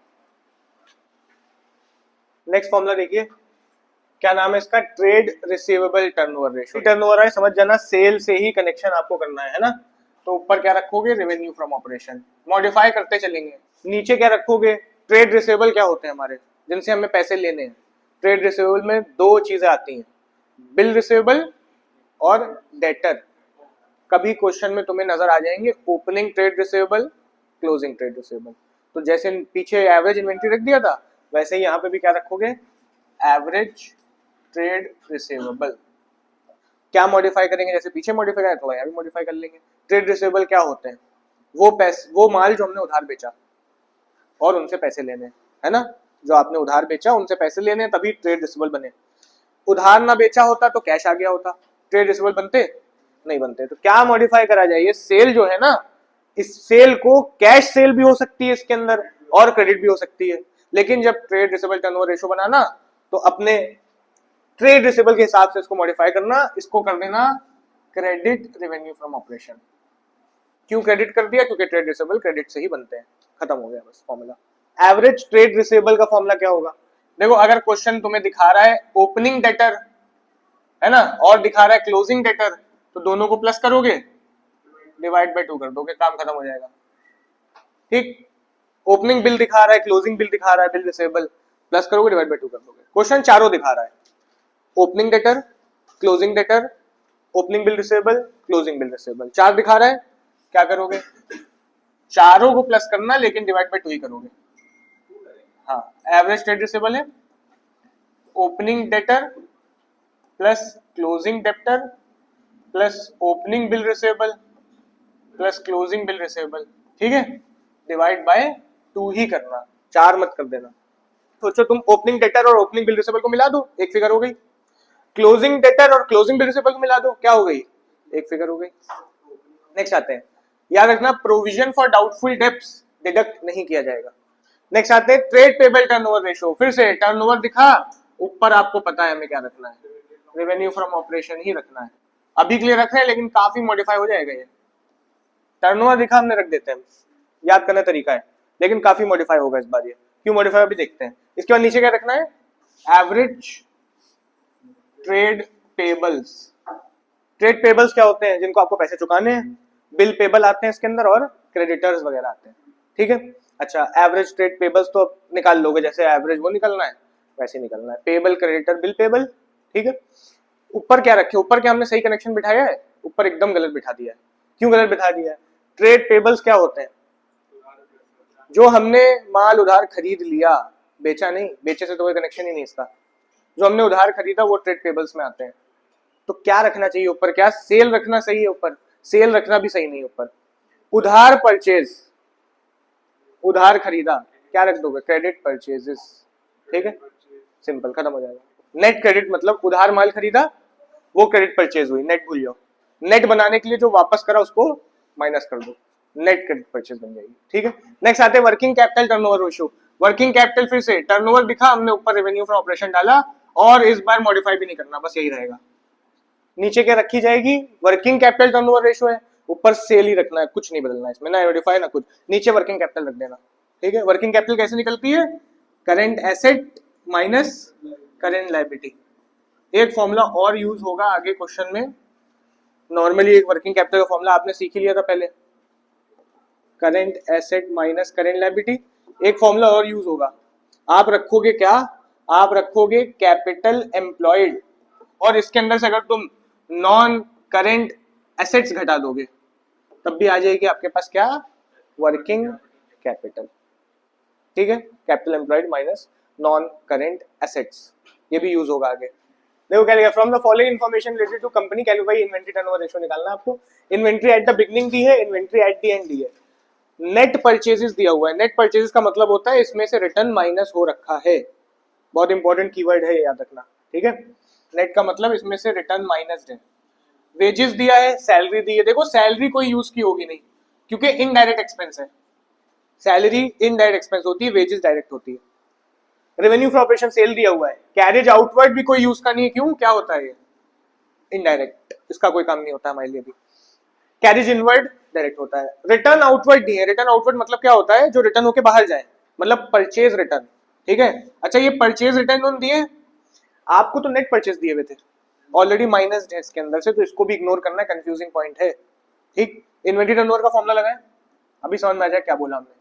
Inventory turnover ratio equals to, ऊपर रखोगे cost of revenue from operation upon रखोगे एवरेज इन्वेंटरी, ठीक है। कॉस्ट ऑफ रेवेन्यू निकाली जाए, आपको इन्होंने रेवेन्यू फ्रॉम ऑपरेशन दिया है, ग्रॉस प्रॉफिट वगैरह नहीं दिया है, क्या कॉस्ट का डायरेक्ट फॉर्मूला लग पाएगा रेवेन्यू वाला? नहीं लग पाएगा। आपको कौन सा लगाना पड़ेगा? ओपनिंग स्टॉक और परचेजर लगाना पड़ेगा। ठीक है, फॉर्मूला लिख लेना, cost of goods sold equals to opening inventory plus purchase plus direct expense minus closing inventory. Opening inventory कितनी दी है? Opening inventory at the beginning 30,000 रुपए। परचेजेस कितने दिए हुए हैं? नेट परचेज है ना 5 लाख के, तो रिटर्न माइनस हो रखा है, नहीं करेंगे बस। डायरेक्ट एक्सपेंस कितने दिए हुए हैं? डायरेक्ट एक्सपेंस देखो, एक वेजेस दिया हुआ है और एक कैरेज इनवर्ट दिया है, इसीलिए हमने कहा था सैलरी और आउटवर्ट को हटा देते हैं क्योंकि डायरेक्ट एक्सपेंस का काम होता है। वेजेस मतलब 25,000 और 5,000 कितने? 30 हो गए। यहाँ पे लिख लेना, डायरेक्ट आगे लिख देना वेजेस और कैरेज इनवर्ट, लिख के करना सब कुछ, माइनस क्लोजिंग। क्लोजिंग कितना है? इन्वेंटेड 50,000। तो इंपॉर्टेंट क्या था यहाँ पे कि इसको इग्नोर करना है बेटा। अगर वहां सिर्फ परचेज दिए होते तो यहाँ पे माइनस करते, नेट दिया हुआ है इसका मतलब माइनस करने की जरूरत नहीं है, ये इंपॉर्टेंट पॉइंट था। 5,10,000 का कॉस्ट ऑफ गुड्स सोल्ड आ गया। किसी को कंफ्यूजन? एवरेज इन्वेंट्री साफ निकल आएगी, ओपनिंग क्लोजिंग डिवाइड बाय 2 मतलब 40,000 आएगी, 30-50 है ना। फॉर्मूला रख दें, 5,10,000 आ गया ये अपॉन में 40, देखिए कितना आ रहा है 12.75। From the following calculate trade receivable turnover ratio. ठीक है, ट्रेड रिसीवेबल टर्नओवर का आपको फॉर्मूला पता है, ट्रेड रिसीवेबल टर्नओवर रेशियो क्या फॉर्मूला होता है? ट्रेड रिसीवेबल मतलब credit sale, credit revenue from operation, है ना, और नीचे एवरेज ट्रेड रिसीवेबल। ठीक है, अच्छा इसमें से हम निकाल लो। सबसे पहले इन्होंने revenue from operation total sale दी हुई है। ठीक, cash revenue from operation is 20% of total revenue from operation. कह रहे हैं कैश रेवेन्यू फ्रॉम ऑपरेशन मतलब कैश सेल कितनी है? 20%। किसकी? टोटल की। ठीक है, अच्छा बातें लिख लिख के कर दें। तो रेवेन्यू फ्रॉम ऑपरेशन दिया हुआ है 2,25,000 रुपए। सही, इसके बाद इन्होंने आपको कैश रेवेन्यू फ्रॉम ऑपरेशन दिया है, कैश रेवेन्यू फ्रॉम ऑपरेशन दिया है 20% ऑफ टोटल। इसका 20%, जाहिर सी बात है, टोटल तो यही है, 20% निकालने से कितना आएगा? 45,000 रुपए आपकी क्या है? कैश है। अच्छा फिर क्रेडिट कितनी होगी? जाहिर सी बात है, जब आपकी टोटल सेल इतनी है, कैश इतनी है, तो माइनस कर दो, क्या आ जाएगी? Credit revenue from operation. कितनी बची? 1,80,000। कोई डाउट? ऑब्वियस सी बात है ना, कैश और क्रेडिट को मिला के क्या बनती है? सेल। ठीक, अच्छा देखो आगे एक और बात लिखी, revenue from operation return out of credit revenue from operation. उधार माल जो बेचा था कुछ वापस भी आया है, कितना वापस आया है? 20,000। तो क्या ये credit from revenue from operation सही है? इसमें से रिटर्न भी माइनस होंगे, रिटर्न भी माइनस करे जाएंगे, तो आपको रखना होगा net credit from net credit revenue from operation. 1,80,000 minus 20,000 रुपए कितना आएगा? 1,60,000। ये मेरी मेन फिगर आ गई जो हमें ऊपर रखनी है फॉर्मूले में। ठीक, नीचे average trade receivable opening plus closing divide by 2, 8 plus 12 divide by 2 कितना आएगा? 10,000 रुपए। फॉर्मूला बन गया आपका 1,60,000 क्रेडिट रेवेन्यू रखा, नीचे एवरेज रख दो 10,000 की, 4040 कट गए, आया 16 times answer. Trade payables turnover ratio, receivable था अभी तक, पेबल कर दिया, तो फॉर्मूले में क्या बदलाव था? ट्रेड पेबल्स है ना, पेबल्स कैसे जनरेट होते हैं? जब आप उधार माल खरीदते हो, ठीक है, क्रेडिट परचेज है ना, आप रखोगे ऊपर सेल इन में नेट क्रेडिट परचेजेस, नीचे रखोगे क्या? एवरेज ट्रेड पेबल्स, बस काम खत्म हो जाएगा। ठीक है, नेट क्रेडिट परचेज देखो क्वेश्चन में कहीं दिए हैं, देखो credit purchase during the year दिया है 6,20,000 रुपए और लिखा है परचेज रिटर्न और कुछ वापस भी आया है, तो दोनों को माइनस कर दो, बन जाएगा नेट क्रेडिट परचेज 6 लाख रुपए। अच्छा ओपनिंग क्रेडिटर दिया है, क्लोजिंग क्रेडिटर दिया है, ओपनिंग बिल पेबल दिया है, क्लोजिंग बिल पेबल दिया है, चारों फिगर तुम्हारी ट्रेड पेबल्स की हैं, चारों को प्लस करना, डिवाइड लेकिन 2 से करना, ठीक है, क्योंकि एवरेज निकाल लो ना। Average trade payable opening creditor plus closing creditor opening bill payable plus closing bill payable, divide 2 से ही करना होता है। कर दी जरा इसको, चारों को प्लस करें, डिवाइड बाय 2 करें, 1.5 लाख रुपए। ठीक है, नीचे रख देंगे एवरेज 1,50,000, 6 लाख 1.5 लाख कितना? 4 times working capital turnover ratio में क्या करना है, टर्नओवर आते ही सेल रखा जाता है ऊपर, और नीचे रख दोगे क्या, वर्किंग कैपिटल, काम खत्म हो जाएगा। ऊपर रखोगे सेल, नीचे रखोगे वर्किंग कैपिटल, बन गया वर्किंग कैपिटल टर्नओवर रेशो। ऊपर सेल कहां से लाए, सेल दी है यहाँ पे कहीं पे, देखो इन्होंने cost of revenue from operation दिया है। कॉस्ट प्राइस में क्या जोड़ने से सेल बनता है, प्रॉफिट। कॉस्ट में अगर प्रॉफिट जोड़ तो क्या बन जाएगा, सेल। तो देखो ग्रॉस प्रॉफिट दिया हुआ है, कितना दिया है, 20%, लेकिन रेवेन्यू फ्रॉम ऑपरेशन का दिया है। आपको क्या चाहिए, आपको सेल निकालना है। सेल का सिंपल सा फॉर्मूला होगा cost of goods sold plus gross profit, simple सा फॉर्मूला है। कॉस्ट ऑफ गुड्स सोल्ड आपको साथ साथ दी इन्होंने 10 लाख रुपए। ग्रॉस प्रॉफिट कैसे निकाला जाए, जो कि नहीं पता है। अच्छा, आपको एक बात समझाई भी, 20% अगर कॉस्ट का होता तो सीधे सीधे आ जाता, 20,000 2 लाख रुपए होता। ये उस फिगर का है जो पता है या नहीं पता है, जो नहीं, जो चीज निकालनी है ये उसका 20% है। तो एक ट्रिक लगाते हो छोटी सी, क्या लगाते हो, आपको अगर सेल निकालनी है तो आप रख देना 10 लाख, और आंसर बड़ा आने वाला है कि छोटा, ये सोच लेना। आंसर आपका बड़ा आने वाला है, जाहिर सी बात है, कॉस्ट से सेल की वैल्यू निकालो आंसर, और बड़ा आता है तो इंटू 100 अपॉन नीचे छोटा नंबर रखना है या बड़ा, छोटा, डिवाइड में छोटा नंबर। तो मतलब कितना करना, 80 से कर दो, 20 है ना, तो 100 माइनस 20 80, कितना आएगा ये, 12,50,000 आ गया आपका रेवेन्यू फ्रॉम ऑपरेशन। ये फॉर्मूला नहीं लग पाया, ये लग जाता, कॉस्ट प्रॉफिट अगर 20% ऑफ कॉस्ट दिया होता तो हो जाता सीधे सीधे। अच्छा, नीचे क्या रखना, वर्किंग कैपिटल। वर्किंग कैपिटल कैसे निकलती है, current asset minus current liability. Asset कितनी थी, 1,75,000, 50 माइनस करो कितना बचे, 1,25,000, डिवाइड कर दें, सेल 12,50,000, 1,00,000, ठीक है, 12,50,000 इसको करेंगे 10 टाइम्स आ जाएगा। तो लास्ट बचे थे प्रॉफिटेबिलिटी रेशो करने थे, ठीक है। 6 रेशो है इसके अंदर तुम्हारे, पहले 4 देख लेते हैं। Gross profit ratio, operating profit ratio, net profit ratio, और एक ऑपरेटिंग रेशो। ये ग्रॉस प्रॉफिट तो नॉर्मली आपको पता है क्या होता है ना, ग्रॉस प्रॉफिट। नेट प्रॉफिट भी पता है तुम्हें क्या होता है। ये ऑपरेटिंग प्रॉफिट क्या है, नया आ गया, ठीक है। अभी इसको समझ लेंगे क्या होता है।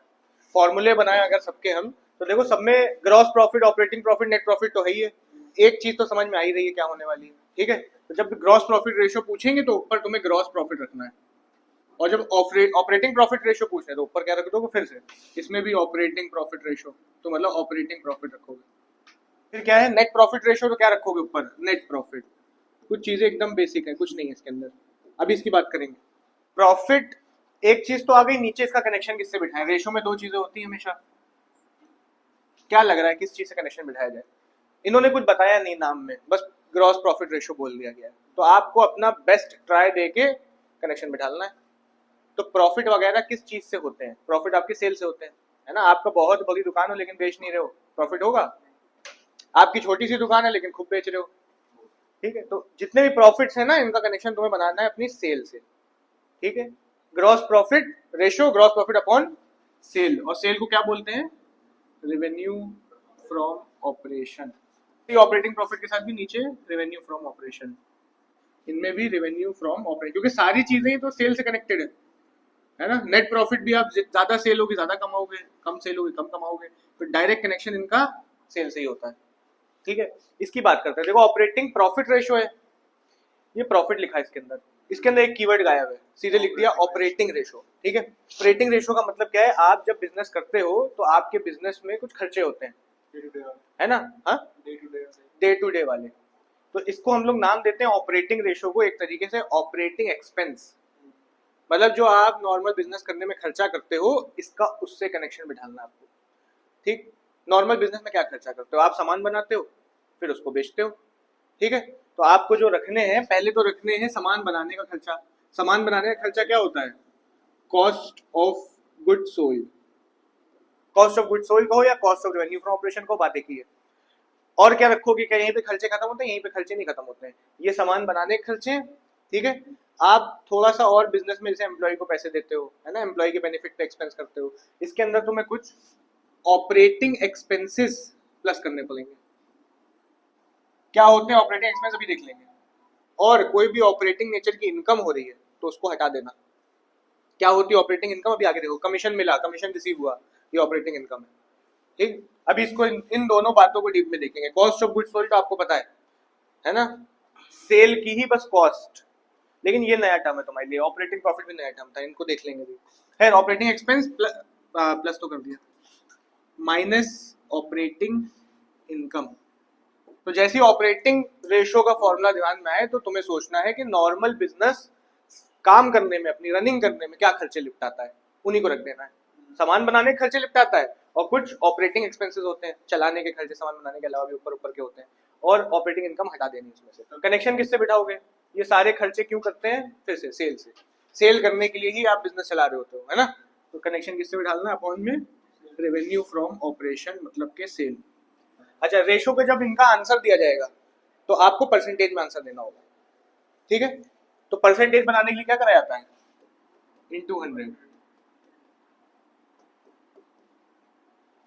कुछ रेशो टाइम्स में आंसर दे रहे थे, कुछ रेशो इस टू में आंसर दे रहे थे, इनका परसेंटेज में आंसर जाएगा, ठीक है। अभी दो और है, पर पहले हम लोग इसके बारे में बात करते हैं। ऑपरेटिंग प्रॉफिट क्या होता है, ऑपरेटिंग प्रॉफिट क्या है। ग्रॉस प्रॉफिट आपको पता है, नेट प्रॉफिट आपको पता है, ऑपरेटिंग प्रॉफिट कहाँ होता है।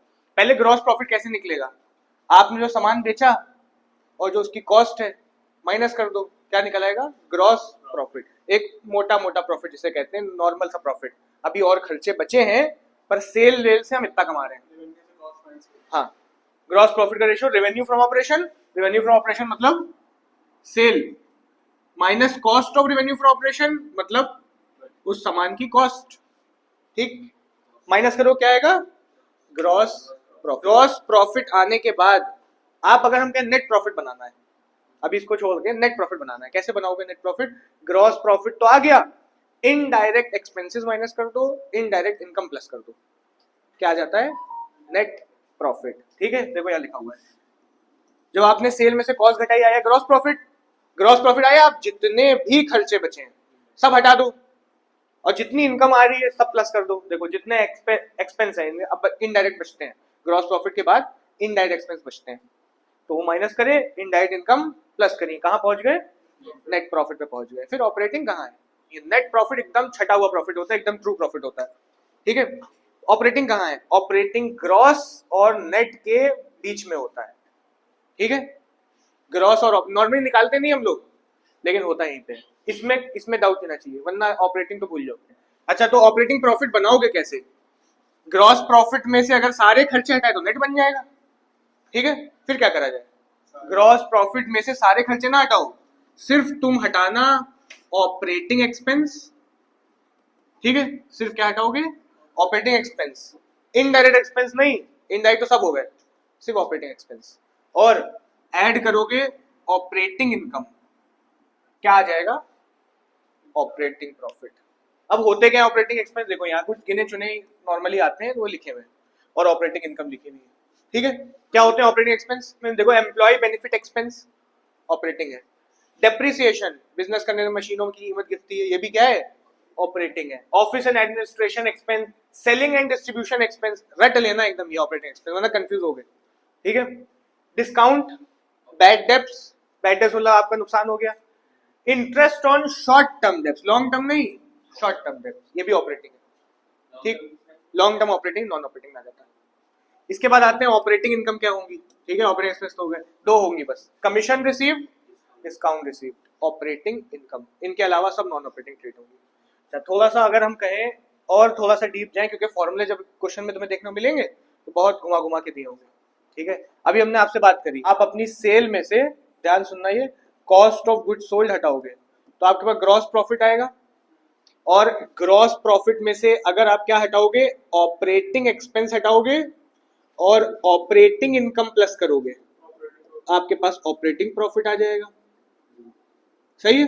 नहीं, ऑपरेटिंग को नेट कैसे बनाया जाए, ऑपरेटिंग दिया है, मान लो नेट बनाना है, कैसे बनाओगे, ऑपरेटिंग एक्सपेंस इधर माइनस हुए, इसका मतलब ग्रॉस में से कुछ तो खर्चे माइनस हो चुके हैं, है ना।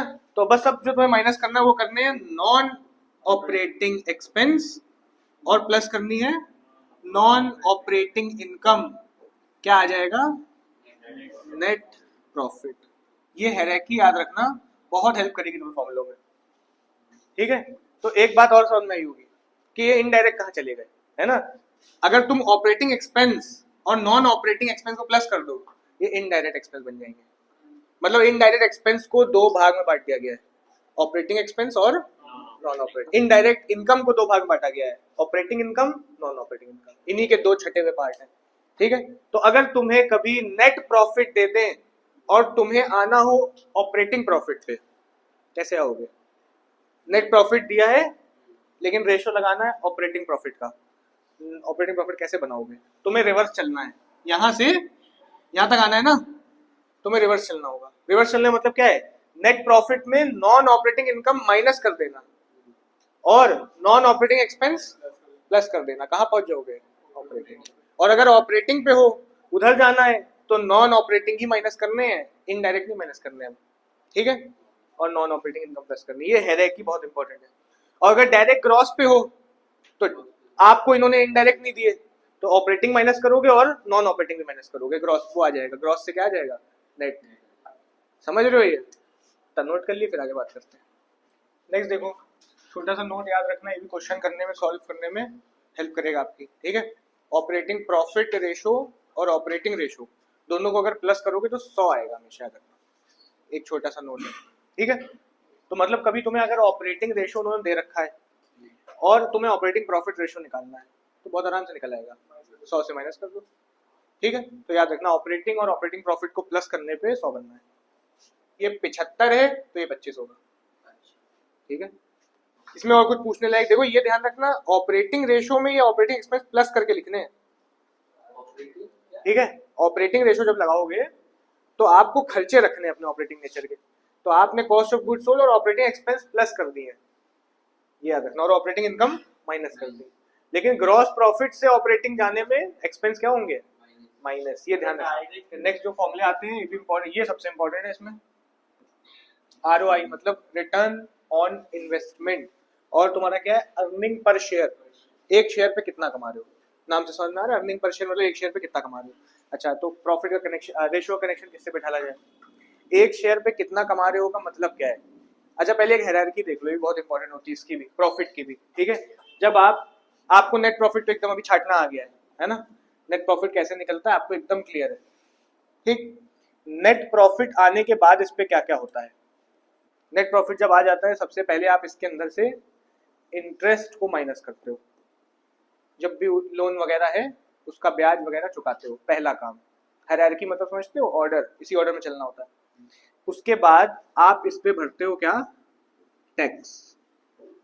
ठीक है, ब्याज चुकाओगे, गवर्नमेंट का पैसा चुकाओगे, गवर्नमेंट का पैसा चुकाने के बाद आप पे करते हो dividends.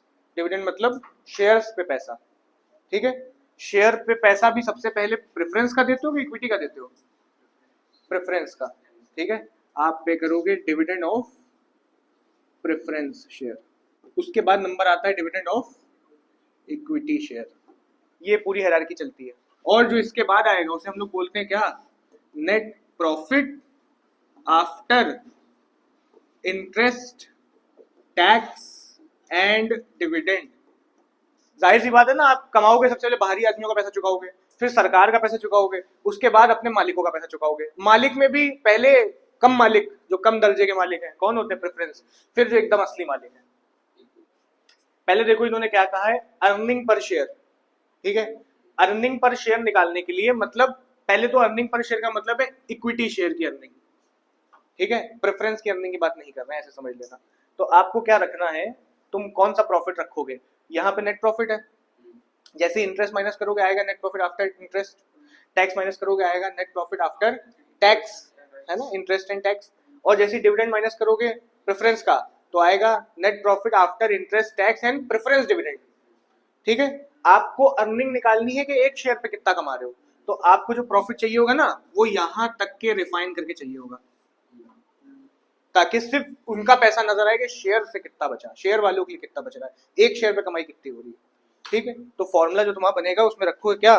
Profit after interest, tax and dividend on preference share. यहां तक की हायरार्की चल के आएगी।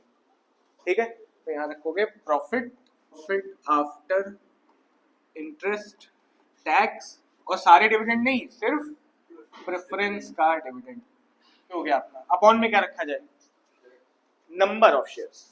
ठीक है, क्योंकि अर्निंग पर शेयर निकालनी ना, एक शेयर पे कितना कमा रहे हो, number of equity shares. Next आते हैं return on investment, most important में से है ये। रिटर्न ऑन इन्वेस्टमेंट का मतलब क्या होता है? इन्वेस्टमेंट क्या होती है बिजनेस में, बता पाओगे? मतलब अगर हमारी कंपनी है तो हमारे पास बिजनेस करने को जितना पैसा आया जिससे हम कुछ बिजनेस कर पाएंगे वो सब कहलाएगा क्या? इन्वेस्टमेंट। ठीक है, तो इसमें हम कैसे बिजनेस करने के पैसे इकट्ठा करते हैं? हम शेयर से इकट्ठा करते हैं, है ना, इक्विटी से भी, प्रेफरेंस से भी, और इनफैक्ट हम डिवेंचर से, लोन से जो पैसा लेते हैं वो भी क्यों करते हैं? बिजनेस करने के लिए। तो इन्वेस्टमेंट जो कंपनी में पूरी होती है उसको हम लोग बोलते हैं कि शेयर का पैसा भी ले लो और लंबे समय के लोन भी ले लो। ठीक है, तो यहाँ जो इन्वेस्टमेंट है इसका मतलब क्या है? शेयर का पैसा भी ले लो, और मान लेते हैं हम तो मालिक है कंपनी के, हमने किसी इनको अपॉइंट कर दिया, हमने मेरी कंपनी चलाओ, अभी शुरू ही करी थी हमने, तो हम इनको कुछ नहीं अभी सेटअप है, पैसा इकट्ठा हमने करा है, तो हम इनको क्या देंगे? हम इनको सारा पैसा देंगे कि भैया लो तुम चलाओ। तो कितना देंगे? सिर्फ शेयर का देंगे कि जो लोन उनसे इकट्ठा करा सब पकड़ा देंगे? सब दे देंगे। ठीक है, तो इसका मतलब इन्वेस्टमेंट जो होगी ना वो इंक्लूड करेगी शेयर का पैसा भी और साथ ही साथ लोन का पैसा भी, डिवेंचर का पैसा भी। तो एक चीज मिल गई आपको, जो इन्वेस्टमेंट रखनी है वो रखनी है कैपिटल एम्प्लॉयड। कैपिटल एम्प्लॉयड पीछे पढ़ा था क्या होती है? कैपिटल एम्प्लॉयड का मतलब यही होता है, शेयर का पैसा और लोन का पैसा। अच्छा, ऊपर क्या रखना है? Return on investment. जाहिर सी बात है, हमने नीचे इन्वेस्टमेंट रख दी, ऊपर रिटर्न रख दो। इन्वेस्टमेंट से रिटर्न क्या होता है? जो प्रॉफिट कमाया तुमने। कहां तक के प्रॉफिट लें? इंटरेस्ट से पहले का लें, इंटरेस्ट के बाद का लें, टैक्स के बाद का लें, या लास्ट वाला लें? कौन सा प्रॉफिट लिया जाए? ऊपर रिटर्न रखना है। देखो यहाँ पे हमने एक शेयर का पैसा निकालना था तो हमने एकदम करेक्ट प्रॉफिट कहाँ ला के रखा है? यहाँ वाला, कि भैया बस शेयर का पैसा नहीं दिया है इक्विटी वाले और सबका चुका दिया है, यहाँ वाली कमाई रखेंगे। अब बताओ, कैपिटल एम्प्लॉयड मतलब इन्वेस्टमेंट की रिटर्न चाहिए, कहाँ वाला प्रॉफिट रखा जाए? पूरा रखा जाएगा यहाँ से। ठीक है, क्योंकि इन्वेस्टमेंट में हम भी बताया ना, लोन भी आ रहा है ना, और ओनर का पैसा भी आ रहा है। तो आप जो प्रॉफिट रखोगे वो ऐसा रखोगे ना उसमें से भी ब्याज दिया गया हो, ना उसमें से कभी टैक्स दिया गया हो, ना उसमें से अभी टैक्स कहां से बीच में आ गया? टैक्स जब तक इंटरेस्ट नहीं दोगे टैक्स भर नहीं सकते, इसीलिए इंटरेस्ट से भी पहले वाला प्रॉफिट रखना है, क्योंकि पूरी इन्वेस्टमेंट पे रिटर्न निकालना है कि कितना कंपनी कमा रही है पूरी इन्वेस्टमेंट पे। तो ऊपर रखोगे क्या? नेट प्रॉफिट आफ्टर या बिफोर? बिफोर, है ना, ये बातें बहुत इंपॉर्टेंट है। Interest, tax and any dividend. अब तो बस इंटरेस्ट लिख, प्रॉफिट बिफोर इंटरेस्ट ही लिख दिया, यही क्लियर कर देगा ना अभी टैक्स भरा गया है ना अभी डिविडेंड भरा, क्योंकि सबसे पहला ऑर्डर इंटरेस्ट का ही होता है। रिटर्न ऑन इन्वेस्टमेंट जब करना ना इनटू 100, ये परसेंट में दिया जाएगा। अच्छा, ध्यान में है कैपिटल एम्प्लॉयड का, equity share capital, reserve and surplus, कोई लॉस है माइनस, प्रेफरेंस शेयर का पैसा जोड़ोगे, लॉन्ग टर्म बोरोइंग्स जोड़ोगे, आ जाएगा कैपिटल एम्प्लॉयड। जब यहां से लेकर प्रेफरेंस तक के ले लेते हो तो इसे क्या बोला जाता है? याद है? इसको बोलते हैं इक्विटी, या फिर दूसरा नाम होता है इसका क्या? Share holders fund. तो अगर शेयर होल्डर फंड है और लॉन्ग टर्म लायबिलिटीज हैं, दोनों को मिला तो क्या बन जाएगी? Capital employed. एक बात और याद रखना, वैसे दिखेगी नहीं, बहुत रेयर है दिख जाए, अगर तुम सिर्फ फिक्टिशियस एसेट तक के लोगे, प्रेफरेंस का पैसा नहीं लिया, सिर्फ कहां तक लिया, तो इसको हम लोग बोलते हैं इक्विटी फंड। एक इक्विटी फंड कीवर्ड है, ये सिर्फ यहां तक लेता है, प्रेफरेंस को नहीं लेता है। और अगर तुमने पूरा कहां तक ले लिया, प्रेफरेंस भी इंक्लूड कर लिया, तो जो इक्विटी से फंड हटा दिया गया, बस इक्विटी बोल देंगे, एक कीवर्ड से फर्क कर दिया गया। तो अप्रोच तुम्हारे बहुत से चल सकते हैं, यहाँ से क्लियर होंगे। एक कैपिटल साइड का अप्रोच, एसेट साइड का अप्रोच चलता है कैपिटल एम्प्लॉयड का। कैपिटल एम्प्लॉयड आप निकाल सकते हो कैसे? आप ले लो क्या, total asset minus total debts के सिर्फ करंट लायबिलिटीज, सिर्फ करंट लायबिलिटीज, क्योंकि टोटल एसेट ही क्या होंगी? Total liability. टोटल लायबिलिटी से बचा क्या है? बस करंट लायबिलिटी, हटाओगे क्या बन जाएगी? Capital employed. ठीक है, एक तरीका और होगा निकालने का, क्वेश्चन आपको देगा नॉन करेंट एसेट्स, ठीक है ना, नॉन करेंट एसेट उसने आपको दी। अब बताओ नॉन करेंट एसेट में तुम करेंट एसेट मिला दो अगर, टोटल बन जाएगा, और करंट लायबिलिटी हटा दो, क्या आ जाएगा? Capital employed. लेकिन कभी कभी current asset current liability directly नहीं देगा, वो तुम्हें देगा वर्किंग कैपिटल। वर्किंग कैपिटल कैसे निकलती है? Current asset minus current liability. तो बताओ इसमें क्या करा जाए? और जब आपको करंट एसेट और करंट लायबिलिटी दो ही काम तो करने हैं, है ना, और current asset minus current liability करके क्या आ जाती है? Working capital. तो बस अगर नॉन करंट एसेट में तुम वर्किंग कैपिटल मिला दो तब भी क्या बन जाएगी ये, कैपिटल एम्प्लॉयड। ये सब फॉर्मूले यूज में आएंगे, याद रखना। टोटल एसेट से करंट लायबिलिटी घटानी है बस। ये non current asset plus current asset क्या बनेगा, टोटल एसेट, यही आ जाएगा। फिर करंट लायबिलिटी घटाओगे। लेकिन अगर directly current asset current liability नहीं दी है, क्या दिया है, सिर्फ नॉन करंट एसेट दिया हुआ है। और क्या दिया हुआ है, वर्किंग कैपिटल दी है। तो जब current asset minus current liability से ही तो ये बन रहा है, तो सीधे क्या रख सकते हो, वर्किंग कैपिटल प्लस में रखो, तब भी बन जाएगा क्या, कैपिटल एम्प्लॉयड। ठीक है, एक बात ध्यान रखना, नॉन ट्रेड इन्वेस्टमेंट कभी दिख जाए तो उसको माइनस कर देना। नॉन ट्रेड इन्वेस्टमेंट एसेट में नजर आएगी, यहाँ पे माइनस। नॉन ट्रेड इन्वेस्टमेंट हर तरीके की नहीं, सिर्फ नॉन ट्रेड बस। ठीक है, देखो पहला क्या है, calculate gross profit ratio from the information. आपको ग्रॉस प्रॉफिट रेशियो बहुत अच्छे से आता है। आपको क्या करना है, ऊपर रखना है ग्रॉस प्रॉफिट, और अपॉन क्या रखोगे, हमेशा कनेक्शन किससे होता है इनका, सेल से, है ना। Revenue from operation into 100।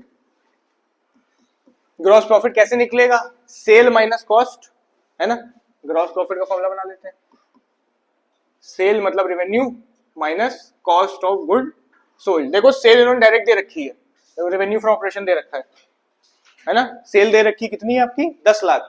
Cost नहीं दी हुई है, लेकिन कॉस्ट निकालनी तो आती है आपको। एक फॉर्मूला होता है कॉस्ट का, क्या फॉर्मूला होता है, opening inventory plus purchases plus direct expenses minus closing inventory, ये फॉर्मूला होता है ना। ध्यान है सबको, पीछे करे हुए।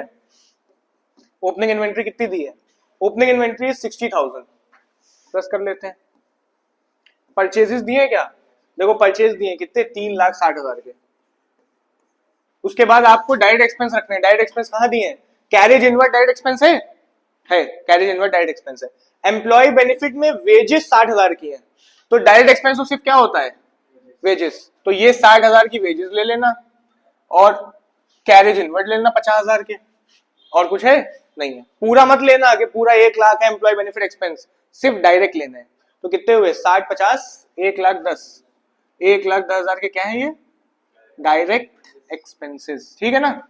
और क्लोजिंग इन्वेंट्री माइनस करनी है। क्लोजिंग इन्वेंट्री दी है डायरेक्टली, नहीं दी है, पर एवरेज दी है। एवरेज से क्लोजिंग निकाल लोगे।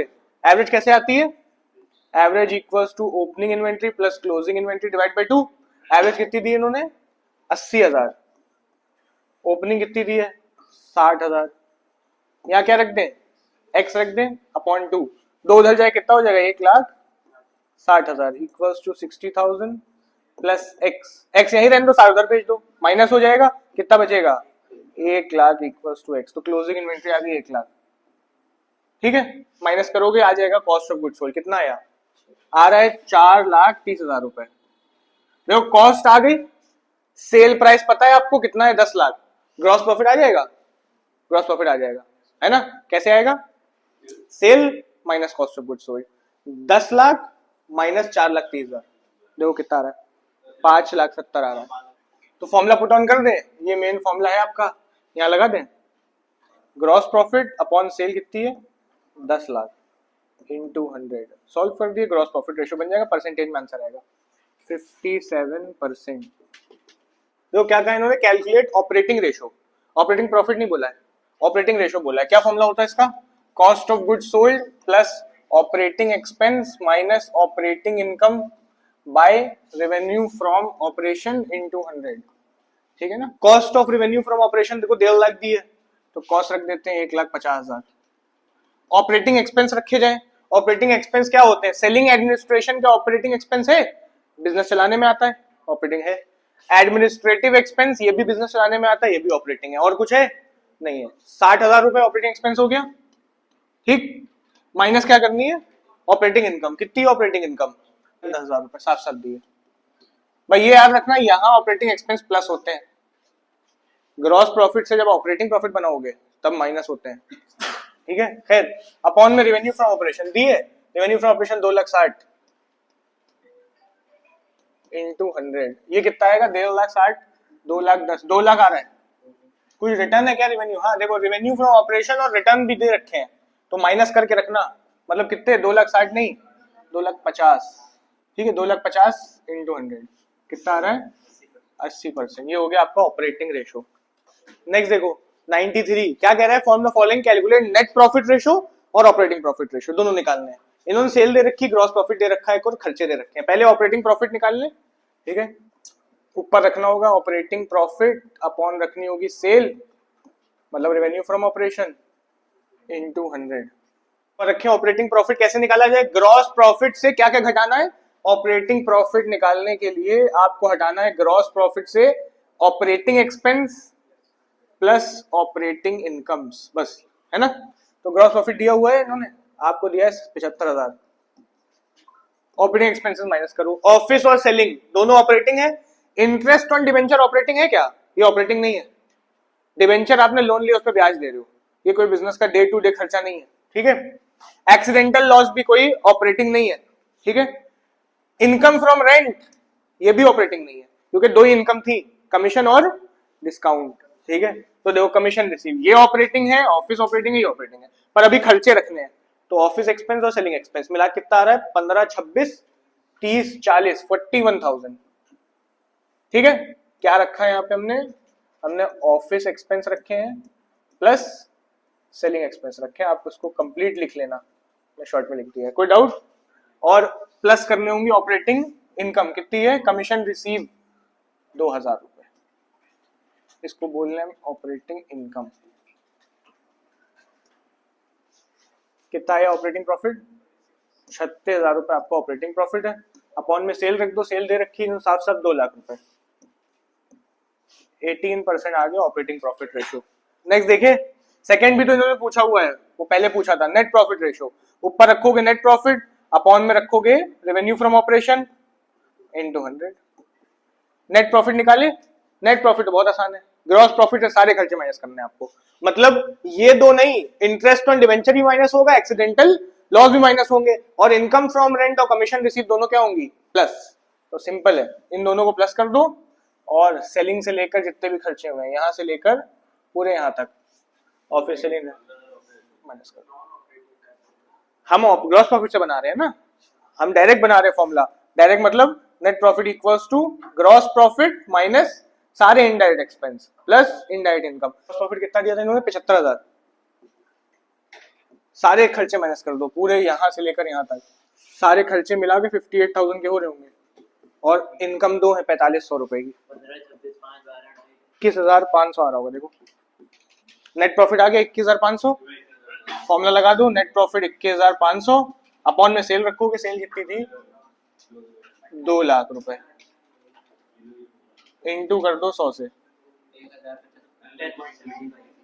10.75%।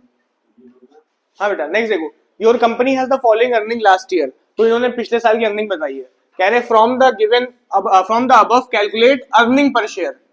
अर्निंग पर शेयर का फॉर्मूला ध्यान में है, प्रॉफिट पर शेयर निकालना है ना, तो आफ्टर इंटरेस्ट टैक्स एंड कौन सा डिविडेंड, प्रेफरेंस डिविडेंड, बस एक शेयर पे निकालनी है ना, इक्विटी का डिविडेंड नहीं माइनस करोगे। अपॉन रखते हो number of equity share, formula और दिया प्राइस अर्निंग रेशो, ये आता नहीं एग्जाम में, ठीक है, प्राइस अर्निंग रेशो अभी देख लेंगे, लेकिन ठीक, the current market price of equity share is 200, इससे बता दो। खैर ऊपर रखना है profit after interest tax and preference dividend, profit before tax दिया हुआ है 20 लाख रुपए, तो बिफोर टैक्स का मतलब क्या है, प्रॉफिट आफ्टर इंटरेस्ट होगा ये, बस इसमें से क्या घटाना रह गया है, बिफोर है, इंटरेस्ट नहीं, बिफोर टैक्स दिया है, बिफोर टैक्स दिया है, इसका मतलब इंटरेस्ट माइनस हो चुका होगा, टैक्स और प्रेफरेंस का डिविडेंड माइनस करना है, ठीक है। हेरेकी यही चलती है ना, आप पहले ब्याज घटाते हो, फिर टैक्स घटाते हो, फिर प्रेफरेंस का डिविडेंड घटाते हो, उसके बाद इक्विटी का डिविडेंड घटाते हो। इन्होंने कहा प्रॉफिट बिफोर टैक्स है, मतलब कहां पे हो, टैक्स हटा दो और प्रेफरेंस डिविडेंड हटा दो, तो देखो प्रॉफिट दिया हुआ इन्होंने 20 लाख रुपए, ठीक है, इसमें से माइनस करोगे कितना, टैक्स बोला कितना 35%, माइनस 35% करना, उसके बाद एक चीज और माइनस करोगे, क्या, प्रेफरेंस का डिविडेंड कितना बोला है 10%, और है कितने प्रेफरेंस, 10 लाख के प्रेफरेंस शेयर है, 10% डिविडेंड बोला है, मतलब कितना 1 लाख रुपए, है ना। हाँ बेटा कितना आ रहा है, ऊपर का प्रॉफिट आ गया, नंबर ऑफ इक्विटी शेयर कैसे निकाले जाए, देखो 30,000 बोले साफ साफ इन्होंने, 30,000 शेयर ऑफ 100 ईच। फॉर्मूला बन गया, 12 लाख डिवाइड बाय 30,000, 40, और इसको आंसर दिया जाता है रुपीज में, मतलब एक शेयर पे 40 रुपए कमा रहे हो, अर्निंग पर शेयर। एक देखो और पूछा था, प्राइस अर्निंग रेशो, है ना, प्राइस अर्निंग रेशो का फॉर्मूला क्या होता है देख लो, आएगा नहीं वैसे कर देते हैं। प्राइस अर्निंग रेशो, ऊपर रखना शेयर की मार्केट वैल्यू, ठीक है, और अपॉन में यही रख देना अर्निंग पर शेयर, ठीक। Market price of equity share, मतलब मार्केट में शेयर का क्या भाव चल रहा है, और अपॉन में यही फॉर्मूला रख दो जो सॉल्व करते हो, मतलब ईपीएस अर्निंग पर शेयर, तो मार्केट में कितने का भाव चल रहा है, देखो लिखा था current market price of share is 200 रुपए, 200 रुपए का भाव है, अर्निंग पर शेयर कितना आया है 40, आंसर होगा 5, और इसको दे रहे टाइम्स में, आंसर देते 5 टाइम्स। नेक्स्ट देखो, ये तुम्हारा है रिटर्न ऑन इन्वेस्टमेंट निकालना है। हाँ भैया, रिटर्न ऑन इन्वेस्टमेंट निकालना है, इसके अंदर क्या फॉर्मूला होता है रिटर्न इन्वेस्टमेंट का, आप रखते हो, अब कोई प्रॉफिट में से कुछ माइनस नहीं होना चाहिए, है ना, तो profit before interest tax and dividend, before interest लिखा हो, नेचुरली अंडरस्टूड है कि टैक्स डिविडेंड नहीं हुआ है। अपॉन में क्या रखते हो, कैपिटल एम्प्लॉयड, इन्वेस्टमेंट जो होती है पूरी पूरी फर्म में। दिया क्या क्या हुआ है इन्होंने, शेयर कैपिटल दिया, रिजर्व दिया है, प्रॉपर्टी प्लांट दिए, ट्रेड इन्वेस्टमेंट दी, देखो एक नॉन ट्रेड इन्वेस्टमेंट भी दी है, बताया इसके बारे में कुछ, है ना, अभी देखेंगे। करंट एसेट दिया है, लॉन्ग टर्म बोरोइंग दी है, करंट लायबिलिटी दी है, नेट प्रॉफिट बिफोर टैक्स 60,000 रुपए, ठीक है, तो इसका मतलब नेट प्रॉफिट बिफोर टैक्स है ना, हमें क्या चाहिए होता है, देखो एक प्रॉफिट बिफोर इंटरेस्ट होता है, यही चाहिए हमको, सबसे पहले ब्याज घटता है ना, फिर टैक्स घटता है, फिर प्रेफरेंस का डिविडेंड घटता है, फिर इक्विटी का डिविडेंड घटता है, ठीक। हम किस सिचुएशन पे हैं, प्रॉफिट बिफोर टैक्स, मतलब हम यहां पे हैं, हमें क्या चाहिए प्रॉफिट बिफोर इंटरेस्ट, ठीक है, कैसे आएगा, इंटरेस्ट माइनस करके तो पहुंचे हो, रिवर्स जाना है, इंटरेस्ट क्या कर दोगे प्लस कर दोगे, तो ऊपर रखना ये चीज चाहिए, यहां पे लिख लेना profit before interest equals to profit before tax दिया है प्लस इंटरेस्ट, तो प्रॉफिट बिफोर टैक्स दिया है 60,000 रुपए, और अगर इसमें हम इंटरेस्ट प्लस कर दें, इंटरेस्ट कितना है 12%, लॉन्ग टर्म बोरोइंग 2 लाख का 12% कितना होगा 24,000 रुपए। कैसे इंटरेस्ट निकाले समझ में आ रहा है ना, इंटरेस्ट क्या होगा, लंबे समय का उधार लिया है उसी का होगा ब्याज, या डिवेंचर होते उसका होता, कितना बना ये 84,000 रुपीज आ गया आपका profit before interest tax and dividend. नीचे रखना है कैपिटल एम्प्लॉयड, कैपिटल एम्प्लॉयड कैसे आएगी, कैपिटल एम्प्लॉयड आपको पता है शेयर का पैसा ले लो, रिजर्व ले लो, और लंबे समय का उधार ले लो, capital employed long term loan जितने भी हैं सब, जितना पैसा इन्वेस्ट हुआ है, शेयर कैपिटल लोगे, रिजर्व एंड सरप्लस लोगे, एसेट एसेट तो कुछ लेनी नहीं है, नॉन ट्रेड इन्वेस्टमेंट माइनस होगी बस, नॉन ट्रेड इन्वेस्टमेंट में बताया जब भी कैपिटल एम्प्लॉयड निकालोगे नॉन ट्रेड इन्वेस्टमेंट घटा देना दिखे, ठीक है, लॉन्ग टर्म बोरिंग्स ले लोगे, क्या आ जाएगी आपकी कैपिटल एम्प्लॉयड, ठीक है, शेयर कैपिटल 50 का है, रिजर्व एंड सरप्लस कितने का है 25,000 का है, और लॉन्ग टर्म बोरिंग कितने की है, लॉन्ग टर्म बोरिंग 2 लाख रुपए की है, नॉन ट्रेड इन्वेस्टमेंट कितने की, नॉन ट्रेड इन्वेस्टमेंट 25,000 की, 2,50,000 रुपए आ रही है आपकी कैपिटल एम्प्लॉयड। फॉर्मूला लगा दो 85 अपॉन 2.5 लाख इंटू 100, है ना, 33.6% आंसर है।